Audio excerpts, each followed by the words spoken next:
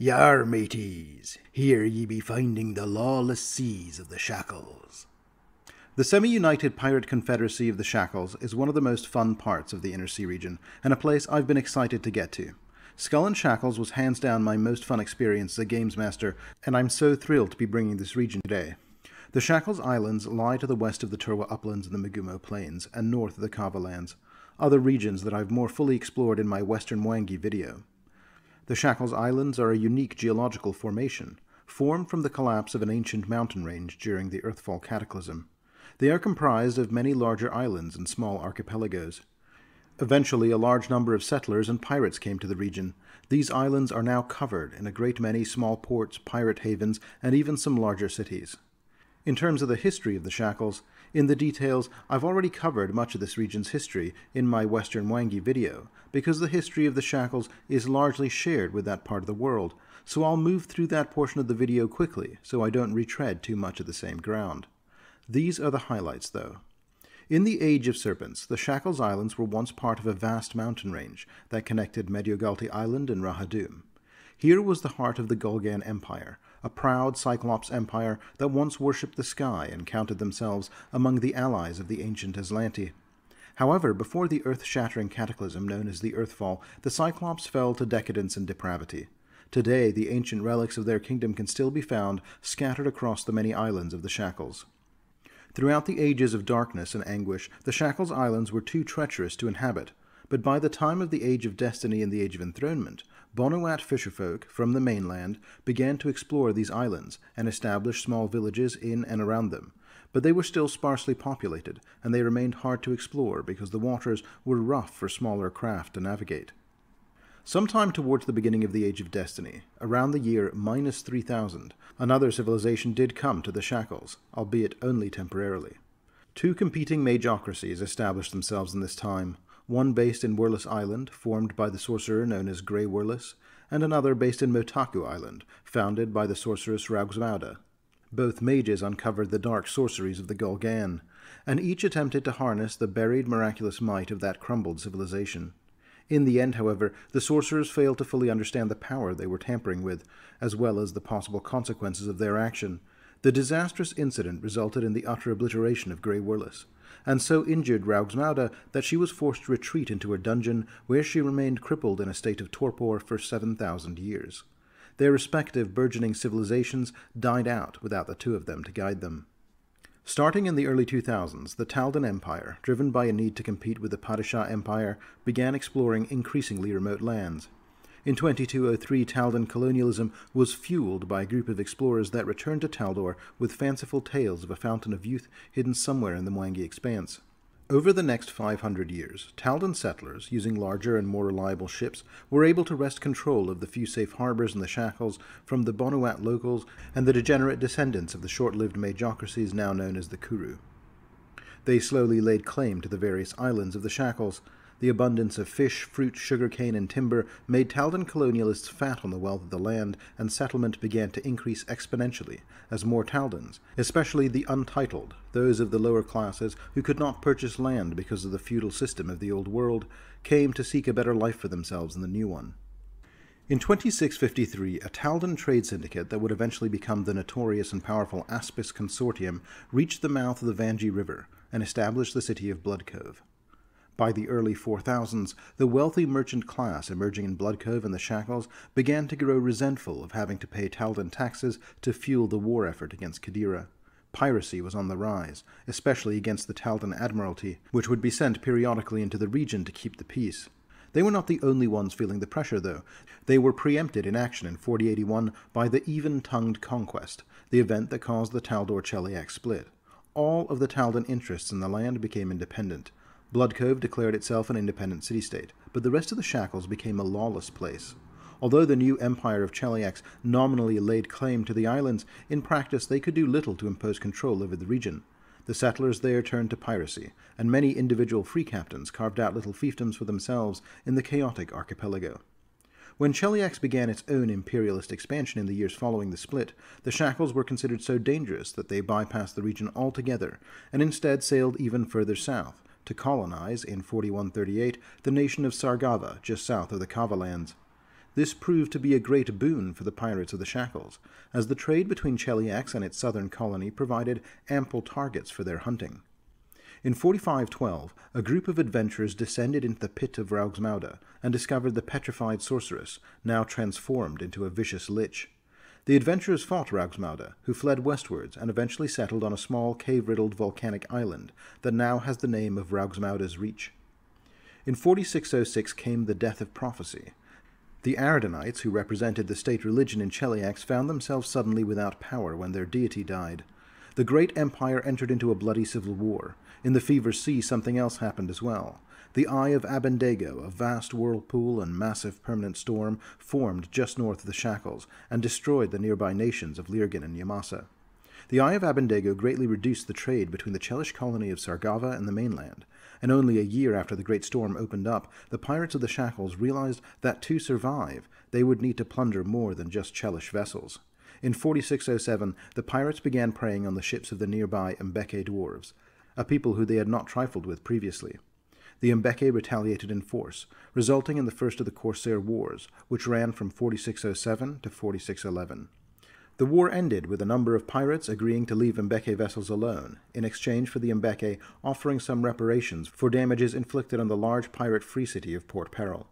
By the end of the First Corsair War, the Mbeke dwarves strengthened and secured their northernmost city, the port of Clareng. In 4639, the Chelish Civil War ended, and the winner was the infernal house of Thrun, who made worship of the Dark Lord Asmodeus the state religion. Unsurprisingly, the colonial nation of Sargava broke with Thrun-ruled Cheliax. Knowing that Cheliax would attempt to retake their lost colony, the pirates of the Shackles offered the colonial government of Sargava a treaty, whereby the pirate fleets would protect Sargava from the Chelish navy in exchange for handsome regular payments. It is worth noting here that although the official position of the pirates of the Shackles was anti-slavery, more details on this later and in future videos, few in the Shackles had qualms with their extortion agreement with Sargava, whose vast wealth that was being funneled into the Shackles as part of the protection racket was largely being generated by slave labor. Additionally, the fractious nature of the pirate confederacy meant that although some pirate captains considered freedom to be a key aspirational value for their crew and company, other pirates were less scrupulous and actively participated in the slave trade or hunted down escaped slaves for return to Sargava and Cheliax. By 4674, partly due to the Corsair Wars and partly due to the shifting relationship the pirates were having with Sargava in the south, the most powerful free captains of the Shackles realized they would need some semblance of a real government, and they formed a loose alliance called the Free Captains' Council. Collectively, the Free Captains' Council named one among their number to be considered the head of the Pirate Council, a position titled the Hurricane King. In 4712, the events of the Skull and Shackles adventure path took place. In this adventure, a Chelish armada was defeated by a new member of the Free Captains' Council. The Hurricane King, Kurdak Bonefist, was slain. The half-elven Free Captain Tessa Fairwind was named as his replacement. In 4715, the colonized people of Sargava overthrew the oppressive colonial government and became the liberated nation of Vidrian. The new government of Vidrian did not accept the protection terms imposed by the pirates of the Shackles. As mentioned earlier, most Vidrics viewed the pirates of the Shackles as being no better than the Sargavan colonialists, so they took a hard stance against offering them any money. This significant loss of income led to the pirates besieging the city of Anthusis and attempting to reinstate former colonial leaders who had fled during the uprising. The Vidrics found other regional allies, however, in the form of the city-state of Sengor. The Sengori fleet led a surprise attack on the pirates of the Shackles, and they were routed, retreating back to their islands. Thanks to these recent developments, the pirates face more difficult circumstances than they have in centuries, as their very way of life is under threat. Cheliax no longer trades extensively with the nation formerly known as Sargava. The Sengori ships are increasingly well armed and armored to protect against pirate raiders. Finally, in 4719, the pirates of the Shackles resumed their depredations on Mbeke shipping, and this began the third and current Corsair War. The Third Corsair War is shaping up to be the bloodiest yet, and support is growing among the Mbeke to end the pirate threat once and for all, no matter the cost. What the future holds is uncertain. If the Free Captains' Council secures more control, might it be possible for this lawless land to become a real nation? And if so, might they mend the wounds with their nearby neighbors and emerge as a new and united people? Or will the pirates of the Shackles cling vehemently to their ancient ways of plunder and peril, defying all the forces that would attempt to subdue them? Only time will tell. The Free Captains' Council. In the last 50 years, the Shackles has begun to develop a formal type of governance, in the form of an allied council of the most powerful free captains that ply these waters. While the Free Captains Council represents the interests of the Shackles and attempts to establish some general rules and guidelines for the populace here, in truth, the many pirates who navigate these waters hardly acknowledge any true authority. In this lawless realm, there are no legitimate rulers, and in practice the Hurricane Queen is merely the most influential and widely respected pirate in her region, and her power is only sufficient to provide some semblance of organization and cohesion to the otherwise disparate captains. The members of the Pirate Council are the most feared and powerful free captains in the Shackles, wielding authority through wealth, influence, and expert seamanship. In the Shackles, valor, expertise, and cunning command respect, not lineage or divine mandate.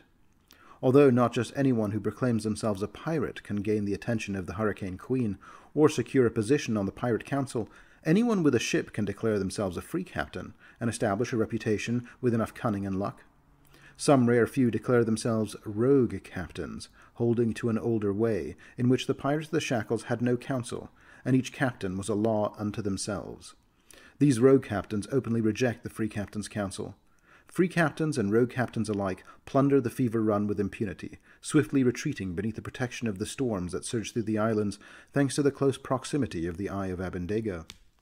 Their extensive knowledge of the treacherous shoals and reefs in the seas surrounding the perpetual hurricane gives them an advantage over less skilled navigators who hope to thwart them. Despite numerous futile attempts by powerful neighboring nations, from Cheliax to Senghor to the Mbeke, to eradicate their presence, the Shackles have thrived as a hub of roguish prosperity.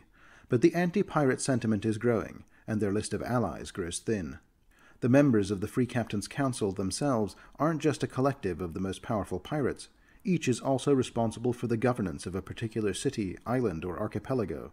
So in addition to their duties to the Confederacy overall, they also function as the de facto governors for various places across the Shackles.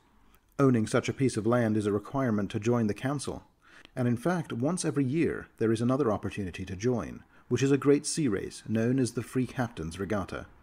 Entrants must be captains of their own ship, and there is an entry fee of 500 gold pieces. The winner receives the total of all entry fees, and the grant of a small island, or anchorage in the Shackles, and a seat on the Pirate Council. However, despite the annual nature of the race, the Council has not gained a seat each year, because an incumbent councillor may win the race as well.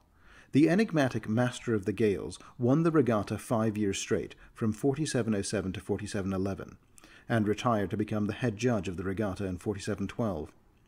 Let's take a closer look at some individual figures in the Free Captains' Council. Hurricane Queen Tessa Fairwind. The current Hurricane Queen is Tessa Fairwind. Tessa is the charismatic captain of the Luck of the Draw, a two-masted brig optimized for speed and assault. Its recognizable figurehead is a skeletal gambler playing with a deck of Harrow cards. Many years before she became the Hurricane Queen, she was a major voice in the council, and her seat of power was the city of Quent, the second largest settlement in the Shackles, where she also served as city governor. However, after the death of the previous king, Kurdak Bonefist, she has become the new ruler of the Shackles' largest port of call, the infamous pirate capital of Port Peril. Tessa was born at sea, the result of a brief liaison between a human merchant and an elven priest of Calistria. Her earliest memories were shaped by the rolling decks of her mother's ship, where she learned to walk and talk amidst the salty spray of the ocean. At the mere age of 8, she stole her first boat, and her mother made the fateful decision to entrust her to the care of Free Captain Cariz. Under Captain Cariz's tutelage, Tessa swiftly honed her seafaring skills.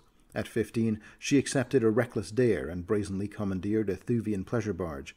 The pursuit that ensued saw Thuvian guards chase her for days before she pillaged and abandoned the barge. Nevertheless, the bounty on her head had been set, and within 3 short years her name resounded throughout the region. In the autumn of her 23rd year, Tessa fell into a cunningly laid trap by a Chelish captain who had relentlessly hunted her. Her ship sustained grave damage, and she was cast overboard where Chelish sailors apprehended her while she floated, dazed and gravely injured. She spent 2 grueling years in a Chelish labor camp in the unforgiving Menador Mountains, before she finally managed to make a daring escape. Upon her return to the Shackles, her prowess and renown as a free captain rapidly propelled her to a prominent position within the Pirate Council. Soon after, she asserted her authority over the bustling port of Quent, making it her primary stronghold. When King Kurdak's reign eventually fell in the tumultuous aftermath of the Chelish invasion, her popularity among the council assured her the highest position, and she assumed the title of Hurricane Queen. Interestingly, prior to Kerdak's death, Tessa had never actively pursued the title of Hurricane Queen. Rather, she cherished her carefree lifestyle. The reluctant queen nevertheless has embraced the responsibilities of rule. Among the other pirate lords, diverse opinions about Tessa prevail. Many adore her and think she exemplifies the spirit of the pirate confederacy. They appreciate how readily she speaks her mind and her quick wit and natural charm. Some have perceived her as a weak and irresponsible leader, however, unworthy of guiding them. Yet others still have simply coveted her position for themselves. Presently, Tessa's popularity has shielded her from direct challenges, as she has a knack for winning public favor among the settlers of the Shackles, pirate and non-pirate alike. Tessa comes across as friendly and easygoing, honoring her commitments and demonstrating loyalty to her allies. Beneath her seemingly carefree facade, however, lies a shrewd strategist with a reputation for exacting ruthless revenge on those who have wronged her. Tessa remains acutely aware of the Chelish threat, and has allocated substantial resources to monitoring their movements. It should be noted that Tessa was the Hurricane Queen during the Vidric Revolution, and she has a complicated relationship with the Vidrics. Prior to the revolution, Tessa was entangled in relationships with two would-be significant Vidric figures. The first was the free captain Shimali Mannix. When they knew each other, Shimali was a pirate of the Shackles once, and also a half-elf born of a Sargavan father and an Ekuj mother. It is rumored the two had a whirlwind romance before they parted ways. Similarly, some years later, Tessa had a relationship with a prominent member of the Eladar Thieves Guild, the soon-to-be famous Vidric hero Avarnius. Avarnius and Tessa's relationship lasted well into the Vidric Revolution, but it fell apart after the Vidrics refused to maintain the Sargavan tribute payments. Outraged at the emissaries the Vidrics sent to treat with her, Tessa threatened them with war. Avarnius overheard this and deceived Tessa, initially feigning no loyalty to the new Vidric government, only to betray her plans to them at the opportune moment. When the free captains tried to sack the new nation, they were met with a makeshift fleet, commanded by none other than Tessa's previous paramour, Shimali. The former lovers then traded blow for blow with each other until Desolation Bay had turned red with blood. But Shimali's tenacity won out, and the ragtag alliance of Sengor's navy and Shimali's stolen ships drove the free captains from the bay. Yet despite these events, Tessa has never harbored the same animosity for the Vidrics as she does for the Chelish, even those she feels personally betrayed her. She understands the cause of freedom, and she respects those who will fight for it. Those close to Tessa know that she actually speaks fondly, if somewhat forlornly, of both Avarnius and Shimali, especially Shimali, whose exploits she has spoken of with great admiration on occasion. Emerging from the fires of the Vidric Revolution came the organization known as the Firebrands, a loose coalition of various factions that support the cause of freedom across the Inner Sea. Because of the general distaste the Shackles pirates had for the Vidrics after they lost the siege of Desolation Bay, Tessa openly voiced her distaste for the Firebrands faction. But in the shadows, she has occasionally lent them her support. Over the years, Tessa, and one firebrand in particular, known as the Sapphire Butterfly, have had multiple encounters, with the most recent one involving the exchange of sealed letters bearing the seal of House Thrune, hinting at the exchange of sensitive state information about their common enemy. Former Hurricane King Kerdak Bonefist. The previous Hurricane King, captain of the impressive man-of-war called the Filthy Lucre, was born of an itinerant pirate navigator and a nameless scoundrel during a drunken night in the dingy taverns of Port Peril. As soon as he was old enough to swab a deck, Kerdak began his career as a cabin boy on the pirate vessel Rock Bottom, serving under Captain Keelhaul Thurl. Over time he climbed the ranks, eventually ascending to the position of first mate. Then ill fate led the Rock Bottom to a fateful encounter with the galleon Nygul, captained by the lich sorceress Raugsmauda. In the ensuing battle, Captain Thurl met his end, and Kerdak himself vanished into the depths of Nygul's captain's cabin. The events that unfolded between Kerdak and Raugsmauda within that cabin remained shrouded in secrecy. When Kerdak emerged, the undead galleon ceased hostilities and disappeared into the night mists. Kerdak's right hand had been transformed into a fleshless white bone imbued with necromantic energy. That very night, Kerdak proclaimed himself captain of the newly renamed vessel the Filthy Lucre. As captain, Bonefist combined iron discipline and ruthless efficiency with an easy, confident audacity, attracting like-minded marauders to rally to his banner. A skeletal fist overcrossed blades. Bonefist's shrewd leadership allowed his subordinates autonomy in many aspects, but required cooperation and teamwork when it mattered. With each victory at sea, his prestige grew. For nearly 4 decades, Kurdak Bonefist basked in unparalleled piratical success, an uncontested dominion over the seas, but he grew embittered and paranoid, convinced that conspiracies lurked around every corner. Ultimately, he made the wrong choices when Cheliax assembled its vast armada, refusing to take the threat seriously and assemble the pirates to meet them. Before the end, his own death came at the hands of a fellow free captain, who well understood the threat that Cheliax posed. After his death, Captain Tessa Fairwind of the Lucky Draw succeeded him as monarch. The unnamed captain of the Skull and Shackles adventure. In the course of this adventure, a new free captain, or maybe more than one, joins the Free Captain's Council. You might wish to skip forward to the next captain if you wish to avoid too many spoilers for the Skull and Shackles adventure. This unnamed captain lay claim to the Island of Empty Eyes, and likely established a growing settlement there, a place that is now possibly a major port of call. The canon storyline around these events has not been firmly established in the New Lost Omens guide to date, but we can assume that the new free captain who galvanized resistance to the Chelish Armada is still an important voice on the council. To share some details from my own playgroup's campaign, our group's captain was Shinazo Goldhorns, a tiefling and former Chelish slave who escaped captivity in Cheliax to make her own way in the Isles of the Shackles. Notably, her masters gilded her horns when she was young to show off their vast wealth, so she took the name Captain Goldhorns when she acquired the command of a 3-masted frigate known as the Man's Promise, but which she had rechristened the Intemperance. After winning the Free Captain's Regatta and acquiring the Island of Empty Eyes, Shinazo and her crew seized control of a Chelish fort there, which they renamed Fort Goldhorns in her honor. Aranax Endymion. The no-nonsense captain of the battleship the Tyrannus is also the governor of Hell Harbor in the Devil's Arches. Endymion appears to bear the weight of profound troubles upon his imposing shoulders. His dark eyes peer out from under jet-black brows, while a somber mouth sits beneath a meticulously waxed moustache. Despite his exile and distaste left at his former countrymen, he yet yearns for a taste of the high society he left behind, and anyone wishing to win favor with the Lord of Hell's Harbor must do so with deference, respect, and etiquette. Avimar Sorenash. The captain of the frigate Blood Moon was cursed with lycanthropy, like many of the settlers of the dangerous Shark Islands. The lord of the city of Olo is capable enough in his human form, but his true power emerges when he transforms. While most of Shark Island faces threats from Sahagan attacks, Olo experiences relatively few casualties each year, thanks to Sorenash's bloody underwater exploits and displays of lycanthropic strength. It is further rumored that Sorenash convinced some Sahagan to not only ally with him, but even to worship him. It is also likely that Sorenash died during the events of the Skull and Shackles adventure path, although canonically that is not confirmed yet. Lady Cerise Bloodmorn. Lady Cerise captains the brigantine Come What May, and she is the second most significant pirate from Quent. Born into Galt's Vautier family, Lady Bloodmorn left her family's Taldor home after enduring a childhood of ridicule due to her foreign birth. Seeking freedom and an escape, Cerise seduced a pirate to help her steal a ship and her inheritance. She has since transitioned from debutante to genuine pirate, aligning herself with Tessa Fairwind's fleet and securing a seat on the Shackles Pirate Council. With Tessa's move to Port Peril, it is likely that Lady Cerise is now the new Lord of Quent. Chen Ai Huao, Jie Hu, and Lo She Wen.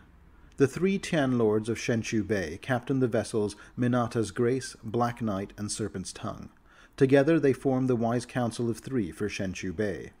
Elderly Jie Hu's warm wisdom often clashes with the cold cunning of Lo She Wen. Chen Ai Huao, meanwhile, a half-elf, represents the voice of the island's commoners. Delamona Bury.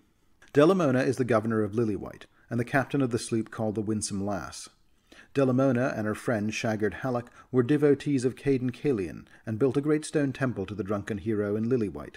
Shaggard was killed in an alcohol-fueled duel with the local fishermen in 4692 in that same temple.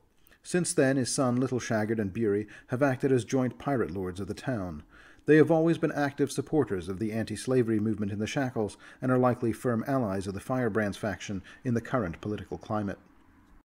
Hemdak Wavebaiter. The governor of the small town of Colvas Gibbet on the mainland also captains the sloop named the Strange Mercy. Despite being a cantankerous sort, Hemdak has recognized the benefits of forming strategic alliances. He has sought to win favor with the new Hurricane Queen, and has recently put out a call for adventurers to explore the Temple of the Ravenous Moon, an inland location I discussed previously in my Western Wangi video. Yolandra and Petrina Maxime. These granddaughters of a minor Taldan noble currently rule Taldas Isle, but the stability of their reign remains uncertain. Petrina handles most of the responsibilities, while Yolandra embarks on bold adventures. Despite their slight differences in focus, they are both free captains, and both members of the Pirate Council, with Yolandra captaining the Lion's Reach and Petrina the Fearless Steed. Jollis Raffles. This halfling pirate is the Lord of Slip Cove on Bag Island, and captains a vessel named the Chains of Freedom. A former slave turned freedom fighter, Jollis Raffles has grown comfortable in his wealth and position as the Lord of Bag Island. His once passionate campaign against slavery had begun to dwindle somewhat, though perhaps it has been reinvigorated by the rise in prominence of the Firebrands faction. Jollis also secretly donates a portion of his fortune to the Temple of Norgorber and Beachcomber, a fact known only to his closest advisors. The Master of the Gales. The mysterious aging sea druid who rules Drenchport on Tempest Cay captains the mighty Zebek-style caravel, the Kraken. Some rumors connect him to the Cult of the Eye, and many believe his loyalties lie with the Eye of Abendego rather than the Pirates' Council. He possesses incredible power, however, so few would dare question his allegiance to his face. The Master of the Gales is also the judge of the annual Free Captains Regatta, and because of his many duties, he shares rulership of Drenchport with a younger half-elf druid named Mace Daramar, captain of the Wavecrest, who is also a member of the Free Captains Council. Moral Breakwater and Baron Venigo Palpath. This treacherous pair rule over Raketooth on Shark Island, and captain the Banshee's Whale and the Water Nymph, respectively. They are known for their unsavory dealings with the Sahagan tribes that live there. While their actions have protected Raketooth from Sahagan attacks, the town has gained an unfavorable reputation. Of the two, Baron Palpath has the more bombastic reputation. He boasts of his alleged lineage, claiming descent from an aristocratic Thrushmore family in Ustalav. He also makes other extravagant claims, such as possessing a ruby the size of a human head, having conversed with a whispering tyrant directly, and even having nearly touched the Starstone. Maxvale Janus. Maxvale is the lord of the city of Rapier Bay and the captain of the Motaku Maiden. He is a dedicated follower of Besmara, and one of the council members, who is an ardent supporter of Tessa Fairwind. He looks up to Tessa, eagerly hoping he will himself have the kind of wild escapades that she has made herself famous for. Nissia Bele. The captain of the Bloody Cudgel is also the governor of Vylock on Shark Island. A barbarian by choice as well as instinct, Nissia dislikes the trappings of civilization and consequently avoids making the effort to attend most council meetings, sending a proxy in her stead. Her mood can shift rapidly, and those dealing with her are often advised to watch out for a surprise punch as a precaution. Panawa Owala. The captain of the frigate Desperation is the port reeve of Queen Bez on Besmara's throne. Once a renowned pirate, the burden of rulership has kept him parted from the sea for nearly a decade. Though he remains devoted to his duties here and to Besmara, he now longs for the open sea again. Wide Olga. Earning her name due to her hefty build as well as her broad, toothy grin, Wide Olga is the Ulfin lord of Oyster Cay, reaving like the ancient Ulfin raiders of old from her flagship, the Beckoning Nereid. A pirate who has had no compunction about making the hard choices, she is one who questions whether Tessa Fairwind is the right captain to lead the council. Notable free captains. Not all the free captains sailing the Fever Seas belong to the Free Captains' Council. Notably, these captains do not own land in the Shackles, but most of these aspire to one day join the Council and be part of the ruling elite of the Pirate Confederacy. Merrill Pegsworthy. Merrill Pegsworthy began his career in the Andorran Navy as Merrill Tantray, eventually becoming an Eagle Knight of the Steel Falcons and joining the infamous fleet of the Grey Corsairs. In an engagement with a Katapeshi slave galley off the Scorpion Coast, his right leg became fouled in fallen riggings as one of his ship's masts broke from a hurled catapult stone. Losing his leg set him down a darker path, eventually leading him to the Shackles and making his own fortune as the captain of the frigate the Bonaventure. Pierce Jarrell. A dashing young captain with a handsome square-jawed face and finely muscled frame, Pierce grew up in the Droomish port city of Detmer, watching the shipyards turn out caravels and navy frigates and daydreaming of one day sailing on one. Pierce eventually stowed away on an Ermathi trading ship bound for Tamrin, and quickly learned the ropes of sailing ships on Lake Incarthen. Eventually he made his way to Corvosa, where, short on funds, he signed on with a crew of Riddleport pirates. After some time, Pierce found his way to the Shackles, where he won his current ship, a schooner called the Salty Flagon, in a high-stakes dice game. Satakai. A Tian pirate named Satakai arrived in the Shackles in 4711, captaining the ship the Red Fortune. She began building a reputation as a cautious captain who developed simple but clever plans for attacking ships, some much larger than her own. She may have ambitions towards becoming a pirate lord, but this has not yet occurred, and she continues to operate across the Shackles without a seat of power to call her own. Verosa Lanteri, a dark-haired woman with a sharp tongue and a hard demeanor, the captain of the Magpie Princess, was born Verosa Lycast Letep. Raised in Absalom, she fled wealthy but overbearing parents aboard a Rahadumi trader as a teenager and never returned. Far more educated than the average sailor, she served as a navigator on several honest ships before she joined up with a pirate crew out of Quent. 2 years of profitable piracy culminated in her encounter with her late husband, Worval Lanteri, from whom she inherited his ship after his death. She now captains the rechristened Magpie Princess. Rogue Captains. As mentioned, not all pirates in the Shackles consider the Free Captains' Council to be their government. Some are a law unto their own, following no rules but those which they set for themselves. Alejandra Boyzik, the governor of Chalk Harbor on Whirlis Rock, captains the ship Cloudbuster's Dream. After enduring over 5 harsh years on the wind-battered Whirlis Rock, Alejandra's once mysterious and beautiful appearance has aged considerably. She has rejected the Free Captains' Council and maintains an illegal mine that makes use of slave labor, now generally anathema in the Shackles Islands. Beidou Hanji, a Rakshasa captain who operates in the Rampore Islands aboard the pirate ship the Semu Daroga, meaning the Sea Plague in Vudrani. Beidou adorns himself in vibrant silks that contrast with his cobalt and crimson mandrill features. His sharp simian teeth betray the brutality that he is infamous for.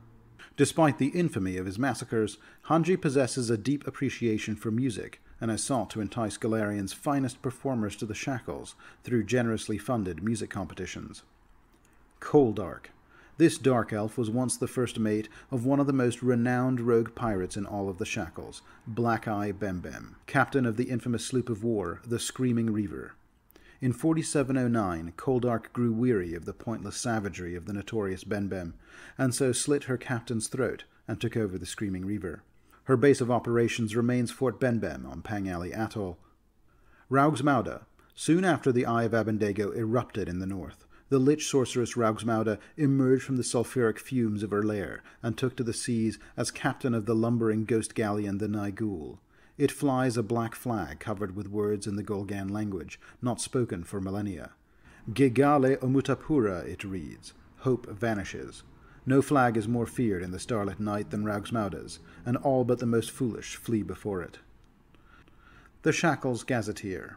In general, in my deep dive videos, when I've broken down regions, I've tried to traverse the areas I address in a kind of geographic order, rather than the alphabetical order favored in the books. I figure if you're watching this on YouTube, the geography will help orient yourself rather than me skipping around randomly. However, the Shackles is a big oval, and moving left to right from up to down didn't seem to make a lot of sense while I was sequencing this. Instead, what I'll be doing is starting in the center, at the pirate capital of Port Peril, and moving clockwise from the center, tackling the interior islands first, and moving steadily outwards as I go. Jeopardy Bay. The Turwa Uplands jut westwards out of the Mgange Expanse, forming a jagged collection of peninsulas that serve as the starting point for the vast Shackles archipelago as a whole. 2 of these peninsulas, one cutting directly north of the uplands and one cutting north and west, form a sharp V, intersecting at a rugged mountainous cove and creating a wide and placid bay in the heart of the Shackles.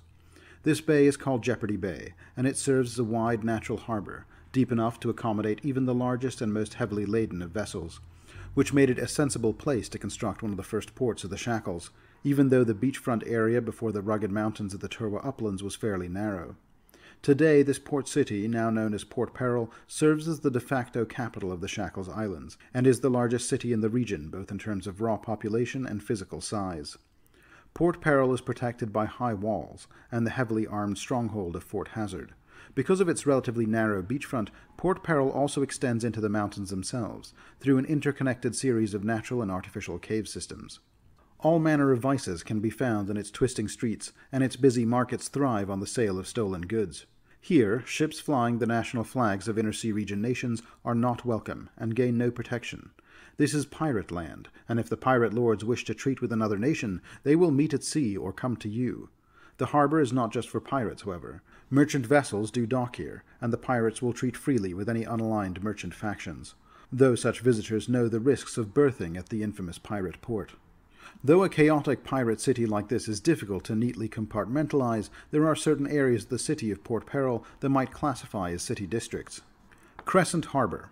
When visitors think of Port Peril's confusing streets, bloody alleys, and smoky taverns, they're actually thinking of its northern harbor island. Crescent Harbour's docks are filled with rowdy sailors on shore leave, ready to separate any visitor here from their coin with elaborate confidence schemes, and entrepreneurial landlubber natives of Port Peril who have built the district's many bars, gambling halls, and brothels. One reputed such establishment is the Mermaid's Bucket. Numerous mermaid statues festoon the tap room of this rowdy tavern, which lies barely 10 strides from the island's largest docks. The lanky proprietress, Nefti Unwesha, isn't content to just run a single taproom, and she has a growing mercantile empire here, supplying rum to every tavern and gambling hall on the dockside. Further in the harbour, the only public arcane library in Port Peril is a 6-winged circular tower that charges steep fees for its use. This is the Mystic Redoubt, where a small number of apprentice hopefuls and academics gather, breaking the stereotype of the unlearned pirate. Rare natural components are grown in the well-tended grove next to the redoubt as well, available for sale to any spellcasters stopping in Port Peril. Harbour Horn, the squat tower of surly harbour master Tsoimin Crateros, can also be found in Crescent Harbour. It rises from a spit of land jutting out of the island's south side. New merchant visitors to Port Peril are required to have their cargoes inspected by Crateros and his toughs before they are allowed to continue onto the main docks, as the pirates here have a long and difficult history with Chelish saboteurs and conquerors. Little passes within sight of the tower that the stern dwarf and his toughs aren't aware of, and he has an eidetic memory for which ships have attempted to slip something past his attention in the past, and which are more trustworthy. Lucrehold Island. The island hold of the Hurricane Queen Tessa Fairwind also serves as the seat of Port Peril's government. Upon the sea cliffs rises Fort Hazard and the tower lighthouse called Besmara's Beacon. The light of Fort Hazard has long symbolized safety for sailors coming home from a long voyage, but for long years the opposite was also true.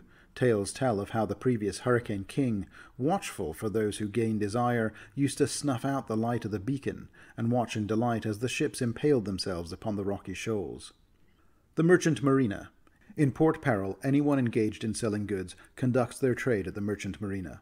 This collection of docks is situated along the mainland western coastline. Here, diligent workers efficiently unload merchandise, including fabrics, lumber, spices, and wines, destined for sale and reshipment.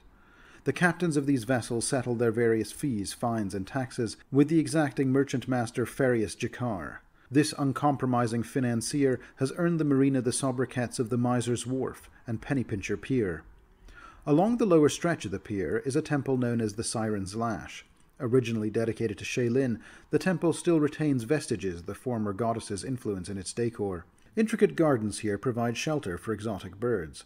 Topiary sculptures blend with fragrant orchids, and vivid silken curtains catch even the gentlest of breezes.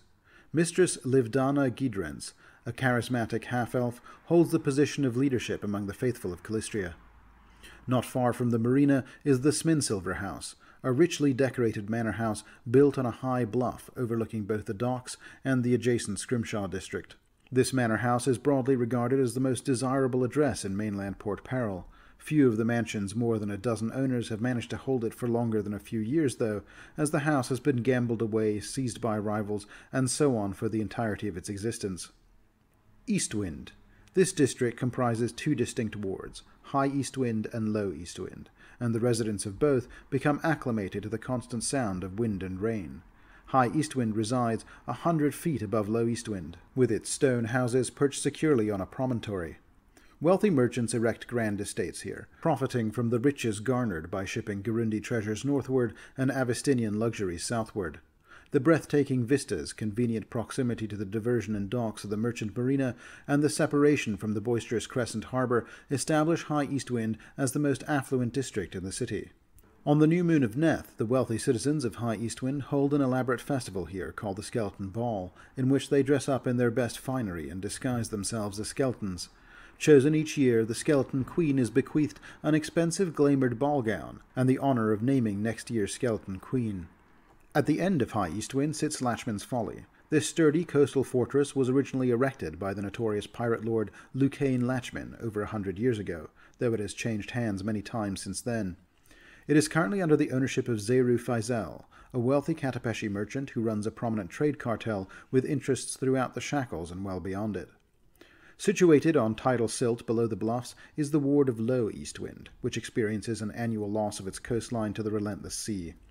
During the tranquil summer months, remnants of old houses, along with portions of the bluffs they once stood on, resurface above the water's surface.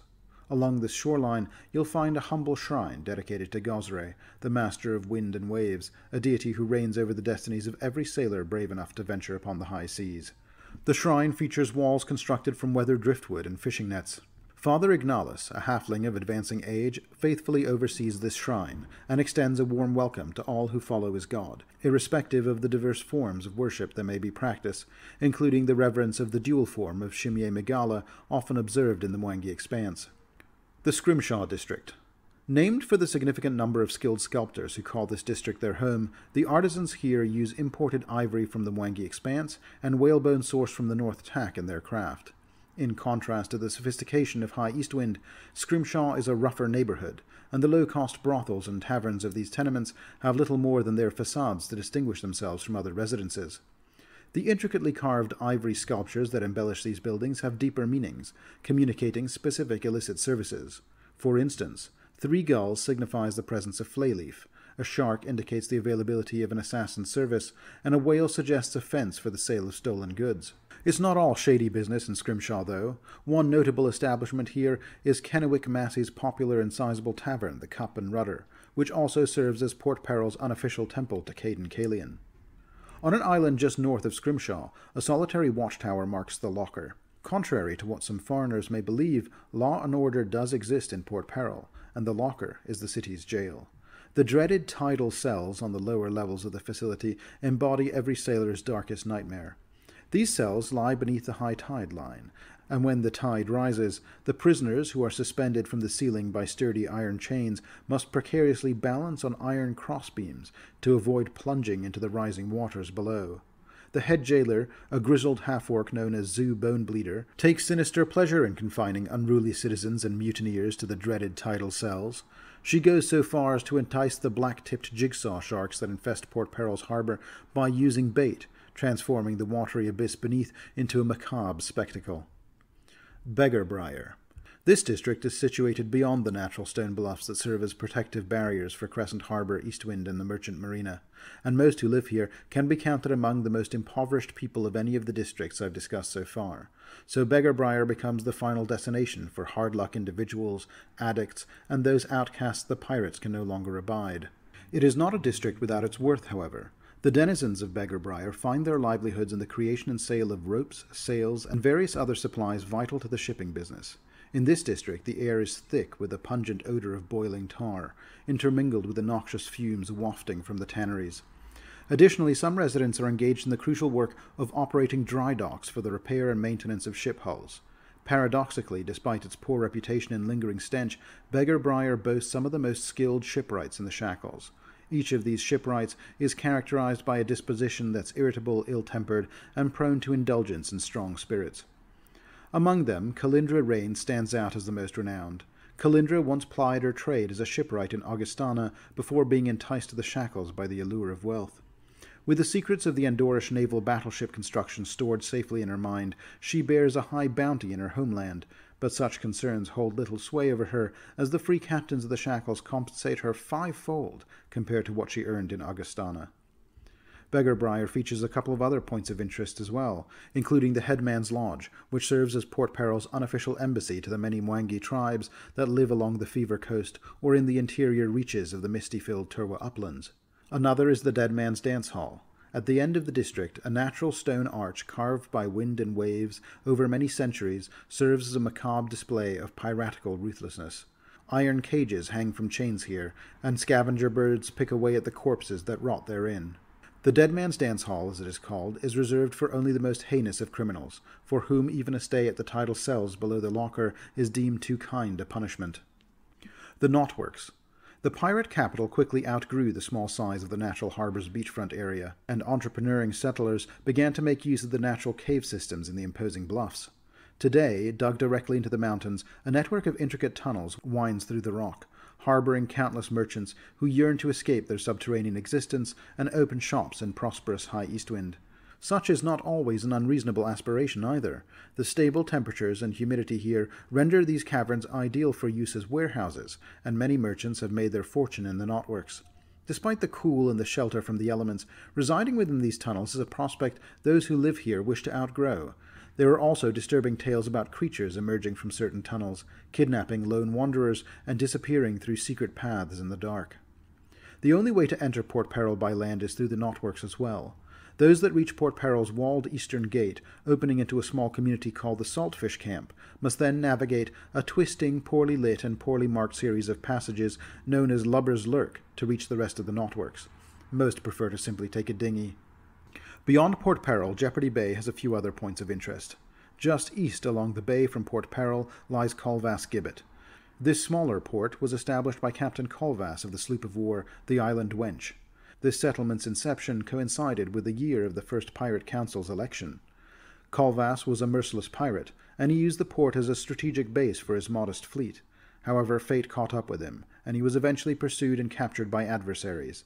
He was hung in a gibbet until dead, and prominently placed at the settlement's harbour, giving the settlement its name. The reigning pirate lord here is none other than the son of Colvass's first mate, Hemdak Wavebaiter, whom I've already discussed.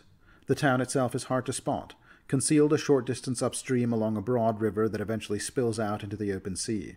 Colvass Gibbet frequently shelters buccaneers on the run, seeking to evade their hunters, as the town's inhabitants are renowned for their inclination to pose few inquiries to visitors. At the mouth of Jeopardy Bay lies Sarenvent Island. This solitary island, surrounded by a mostly enclosed lagoon, is the remnant of an extinct volcano, characterized by a sizable depression in its center. Sarenvent was once inhabited by many capricious chickcharnies, curious creatures that look like a cross between an ostrich and an owl, but it has now become overrun by aggressive and territorial harpies, who savor the large chickcharny eggs. Legend has it that Beck the Brutal, the late captain of the sloop Dawn Approaches, secreted 4 gems of rumored magical power amidst the chickcharny nests during their occupancy of Sarenvent. Not far from the Sarenvent Island is also the last known location of Captain Dastpar Tintarge of the Desert Sky. The Rahadumi captain had bequeathed to his first mate a magical hourglass, a powerful relic that could predict fair and ill winds, and possibly could be used to scry for arid vistas. Known as the Oasis of Calm Winds, it is possible the artifact lies at the bottom of Jeopardy Bay, along with his frigate. Shen-chu Bay. Before the collapse of its dominance in Tianxia, the Lunghua Empire dispatched numerous ships to explore Galarian's oceans, with the aim of discovering new trade routes, markets, and commodities. Some of these expeditions reached the Shackles, where they were drawn in by the unrestricted lifestyle of the Shackles pirates.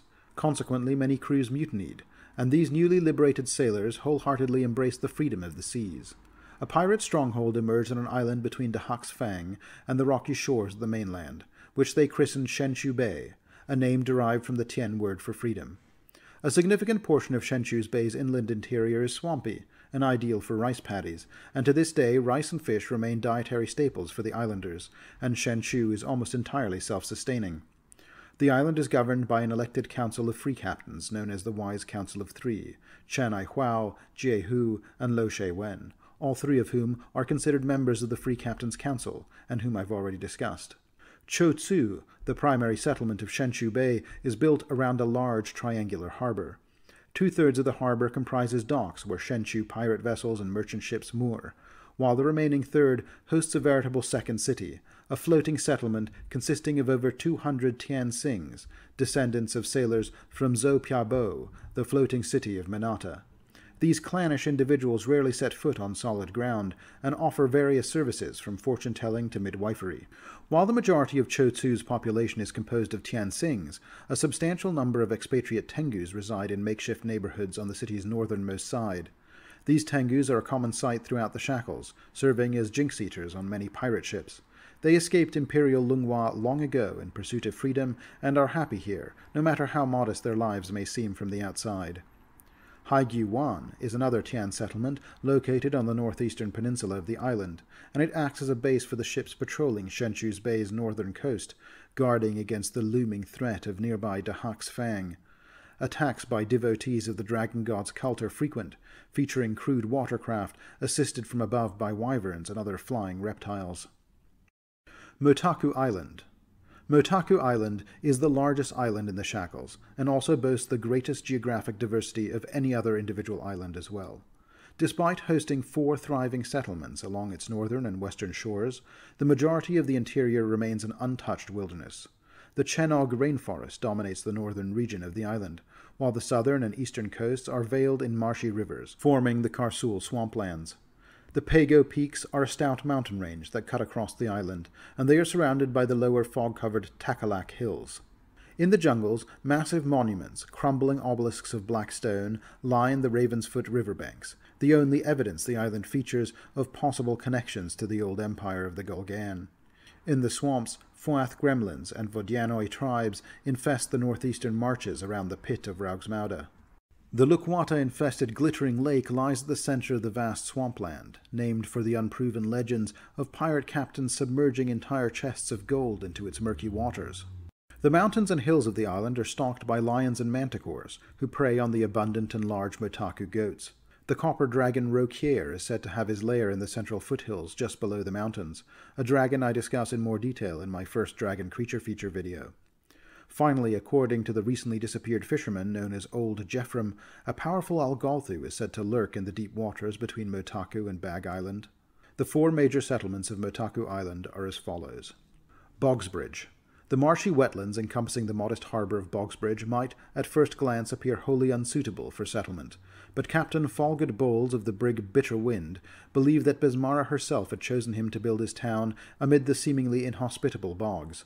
Undeterred by the boggy terrain and the harbour's limitations, which only allowed flat-bottomed galleys to dock, Captain Bowles invested every last copper coin he possessed.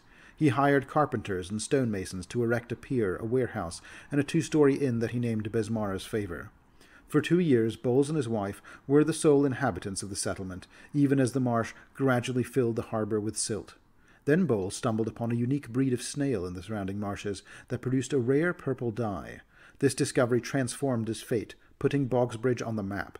Since then, the city has flourished, consistently reaping the benefits of its lucrative crop, which it transports via Sandy Road to Lillywhite, where the dye is distributed far and wide. Bogsbridge thrives to this day under the care of Bowles' cheerful granddaughter, Tendry Bowles, who now serves as the settlement's mayor. Lillywhite.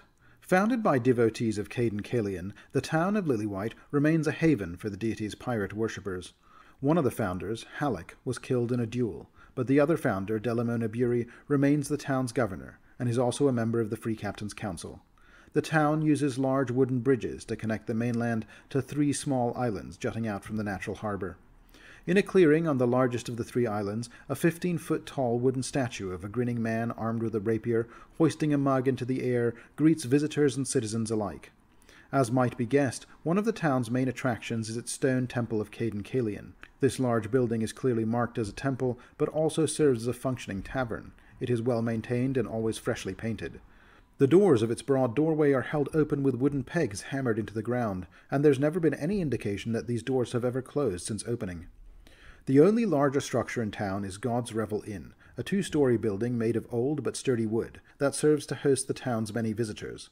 The inn includes a fighting pit, where contestants duke it out following Lillywhite rules, which forbids the use of lethal weapons and permits anyone who surrenders to exit the pit, and also requires all fighters to have at least 1 alcoholic beverage before starting a fight. Rapier Bay. Max Vale Janus, the pirate lord of Rapier Bay, has been at the helm of this spirited settlement since the demise of his predecessor 17 years ago. He is a steadfast supporter of Lady Tessa during Pirate Council gatherings in Port Peril, and his unwavering loyalty has earned him the mocking nickname the Puppy, although it is not one that they dare utter to his face. Rapier Bay is the 2nd largest port on Motaku Island after Quent, and it caters to the needs of pirates who prefer to keep a lower profile. One of its claim to fame is the renowned smithy known as the Steel-clad Giant, owned by the master craftsman Holgo Tui, one of the finest bladesmiths this side of the Arch of Aradin. Holgo's bespoke swords are so desired that his forges never cool, and the waiting list for one of his masterwork blades has stretched to a substantial 8 months. Quent. The 2nd busiest harbour in the Shackles after Port Peril is a lively and vibrant coastal town nestled in the sheltered coastline of the bay that shares its name. This charming town is shielded from the tumultuous waves and fierce storms by barrier islands, making it renowned as one of the region's premier deep-water ports, and accordingly countless sailors call it home or frequently visit. Queen Tessa herself is a familiar face in Quent's numerous dockside taverns, as she was once the governor of Quent before she moved to Port Peril. Quent boasts a multitude of boarding houses and inns to accommodate the crews of the many ships that dock here. Among them, Lilibeth's Tavern and Hostel and the 3 Sailors stand as the largest, followed closely by Mama LaRue's and Hakel's Dry Berth. Lavish manor homes nestled in the bayside hills, known as Spendthrift Ridge, offer private retreats for well-heeled buccaneers who prefer a touch of luxury. Winding its way directly from the docks through town is the Blue Sky Road, the primary thoroughfare adorned with various mercantile establishments to cater to every need, such as the Lusty Mermaid, Fat Jessops, the Barnacle, and the Drunken Boatswain. In stark contrast to many of the outlaw ports of the Shackles, Quent has transformed into a thriving city, populated by diligent landlubbers who thrive by supporting the wealthiest free captains. Another significant point of interest here is the House of Stolen Kisses. Led by the High Priestess Dindrian, this sanctuary devoted to Calistria holds a central place in the town. These revered courtesans are not only known for their physical allure, but also serve as the most reliable sources of information on the island. They are adept at sharing rumors and secrets, for a fee, with curious travelers of means. The house also raises wasp hives on the roof of the establishment, from which they cultivate a sweet honey, used in the creation of sacred ointments and massage oils, as well as thickened into a syrup to flavor teas. Sai Riang's Refuge. Following the westernmost point of Motaku Isle, a long chain of islands culminates in what sort of looks like a curled tail. Towards the end of this island chain lies Sai Riang's Refuge. Sai, a former Tianshu pirate, abandoned her life of piracy long ago and established a monastery on this island. Here, weary buccaneers seeking respite from their extravagant lifestyles can embrace a more ascetic path by joining her unusual Order of the Infinite Emptiness. Legend has it that the abbey was constructed using limestone salvage from Golgan ruins. The sanctuary is now home to around 70 contemplatives, who diligently tend to the island's vineyards, gardens, and sheep. They lead tranquil lives, a stark departure from their former piratical endeavors. Off the coast of the refuge is rumored to be the wreck of Captain Millicent Crowley's trawler, among the ruins of which may be found her famous and fabulously engineered clockwork crab, trained to hunt for rare pearls in the seafloor. Besmara's Throne. Besmara's Throne is an island in the central Shackles, enveloped in a dense mist that veils the base of its imposing cliffs. These colossal rock walls, ranging up to 120 feet in height, are riddled with crevices and caves, many of which serve as habitats for carnivorous winged reptiles and birds. Besmara's Throne is not just a sizable island, however. It's a sacred site, a place of religious significance to the followers of Besmara, the goddess of pirates and sea monsters. In the Shackles, clerics of Besmara, and to a lesser extent all of her faithful, are expected to undertake a pilgrimage to Besmara's throne at least once in their lifetimes, a journey known as the Voyage. Voyage participants are typically ferried within sight of the throne on a larger vessel, and then proceed to set off for the island in a small launch. True devotees of the goddess sometimes instead start their voyage in a small sailboat, embarking from a location hundreds of miles away and navigating the treacherous rocks all alone, without the benefit of a crew. The cliffs surrounding the wide inlet just west of the northern curve of the throne are dotted with numerous perches and tiny caves. These are voluntarily occupied by penitent followers of Besmara, who eagerly shout down challenges, insults, and warnings to passing ships. As one rounds the inlet southeast, one follows a narrow gorge called the Queen's Processional, at the end of which the mist that blankets much of the island seems to dissipate. The cliffs gradually diminish in height, until they give way to the breathtaking Cove of the Queen, which appears as a vast interior lake. Here they must find the mythical Holy Isle, said to be the heart of the cove. Nearly a dozen watercraft sail these placid waters, shuttling to and from the horseshoe-shaped Holy Isle, where Besmara's colossal chief temple is constructed, the largest such structure in all of Galarian. Priests and acolytes garbed in black silk diligently perform their rituals and warmly greet those who have reached the holiest place of the goddess. The high priestess, always present within the temple, is Lahara Seaspray. Lahara communicates with Besmara herself to determine the pilgrim's holy labors, tasks meant to earn the goddess's blessing. These tasks vary in number and nature from one pilgrim to another, and not all survive their trials. Those who succeed in their tasks receive both a blessing and a coveted Besmaran pearl. These pinkish pearls are unique to the supplicants to whom they are granted, and reflect both the supplicant's nature and the unpredictable will of the pirate queen herself. Excepting the clergy of the great temple on the Holy Isle, there is only one settlement on Besmara's throne, the village of Queen Bez, situated at the end of the Queen's Processional and inhabited by pilgrims who come to the throne and never leave. The port reeve, Panava Uala, was once renowned as the captain of the brigantine Desperation, which reportedly absconded with a month's worth of pay belonging to the Taldan army, leading the kingdom's fleet on an epic chase across the inner sea. Many newcomers to the town seek refuge at either the Rough Blessing Hostel or Mother Tagrit's Inn, as they recuperate between holy labours. Among the permanent residents here is Geldru Palain, a middle-aged half-elf wizard who was the sole survivor of a harrowing expedition into the dungeons of Eel Skull on Nalt's Island. Those seeking information about this mysterious place may try to persuade the aging spellcaster to share his knowledge. Another location of note here lies on the western coast of Besmara's throne, where a natural stone arch hangs over the water. Here Besmaran priests execute heretics and religious malefactors, in much the same way that prisoners are executed at the site of Dead Man's Dance Hall in Port Peril. This gruesome formation is known as Blackwarren's Gallows, and the bodies of more than one famous pirate hang from the chains that sway in the breeze beneath these impressive stone arches. Pangalley Atoll. The treacherous shallow shoals of these islands make it a risky place to settle, and so it remains the domain of some significant rogue captains who have learned to navigate these dangers and lay low here. The most significant of these is the dark elf known simply as Coldark. Her ship, the Screaming Reaver, has become more efficient in its piracy, preying on merchant vessels and the vessels of other free captains alike. Her base of operations is Fort Bembem, named for the ship's previous captain, whose throat Coldark coolly slit to secure her own captaincy. Fort Bembem serves as a small port and fortress, and old Black-Eye Bembem personally chose the fort's concealed location, hidden amid thick palm trees. While Coldark is less capriciously violent than her predecessor, the uneasy residents of this sordid place take care not to provoke her, surviving on the meagre generosity she and her crew offers. Access to Fort Bembem's concealed dock, invisible to those unfamiliar with its location, is treacherous due to the region's hidden reefs and shoals. The fort is self-sustaining, with a secluded lagoon for fishing, abundant crabs, game in the nearby jungle, and freshwater springs within its walls. Thanks to this remarkable self-sufficiency, the pirates of Fort Bembem can elude pursuits for weeks on end, and their plundered riches can be dedicated to their extravagant vices rather than mere sustenance. Near the southern end of Pangalley Atoll is another, less obviously dangerous resident of the region. Crimson Klepsana she is called, a beautiful mermaid with a sinuous red tail who resides at Heavy Water Perch. She often perches atop this large rock when the Screaming Reaver departs or returns to port. The residents of Fort Bembem are well aware of the dangers posed by this enchanting merfolk's seductive song, which has lured many unwary sailors to their deaths.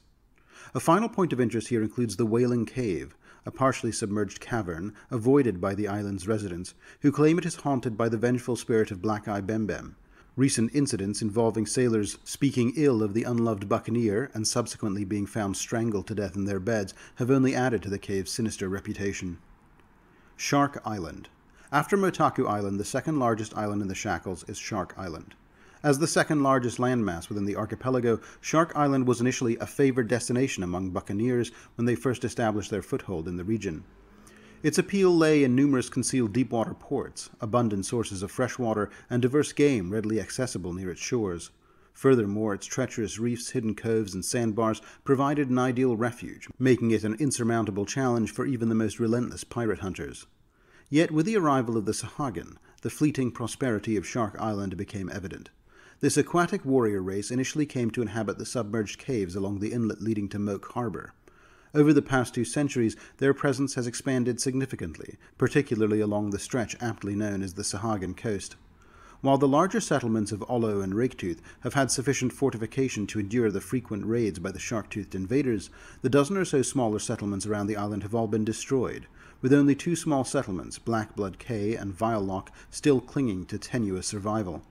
The points of interest around Shark Island are Blackblood Cay. Some 20-odd years ago now, Blackblood Cay was established by Free Captain Simeon the Vain, captain of the war sloop the Blushing Bride, reputed for its remarkable speed. Many jest about Simeon's impeccably groomed appearance, his penchant for extravagant attire, and his fondness for costly colognes, but none doubt his ambition. Indeed, Simeon's ambitions are well known. He intends to marshal sufficient naval power to challenge Avimar Soranash for dominance over Shark Island, and establish himself as the new Lord of Ollo. Then he intends to win the Free Captain's Regatta for a seat on the Free Captain's Council. If Avimar's demise did indeed occur during the Skull and Shackles adventure path, then he may well already be the Pirate Lord of Shark Island.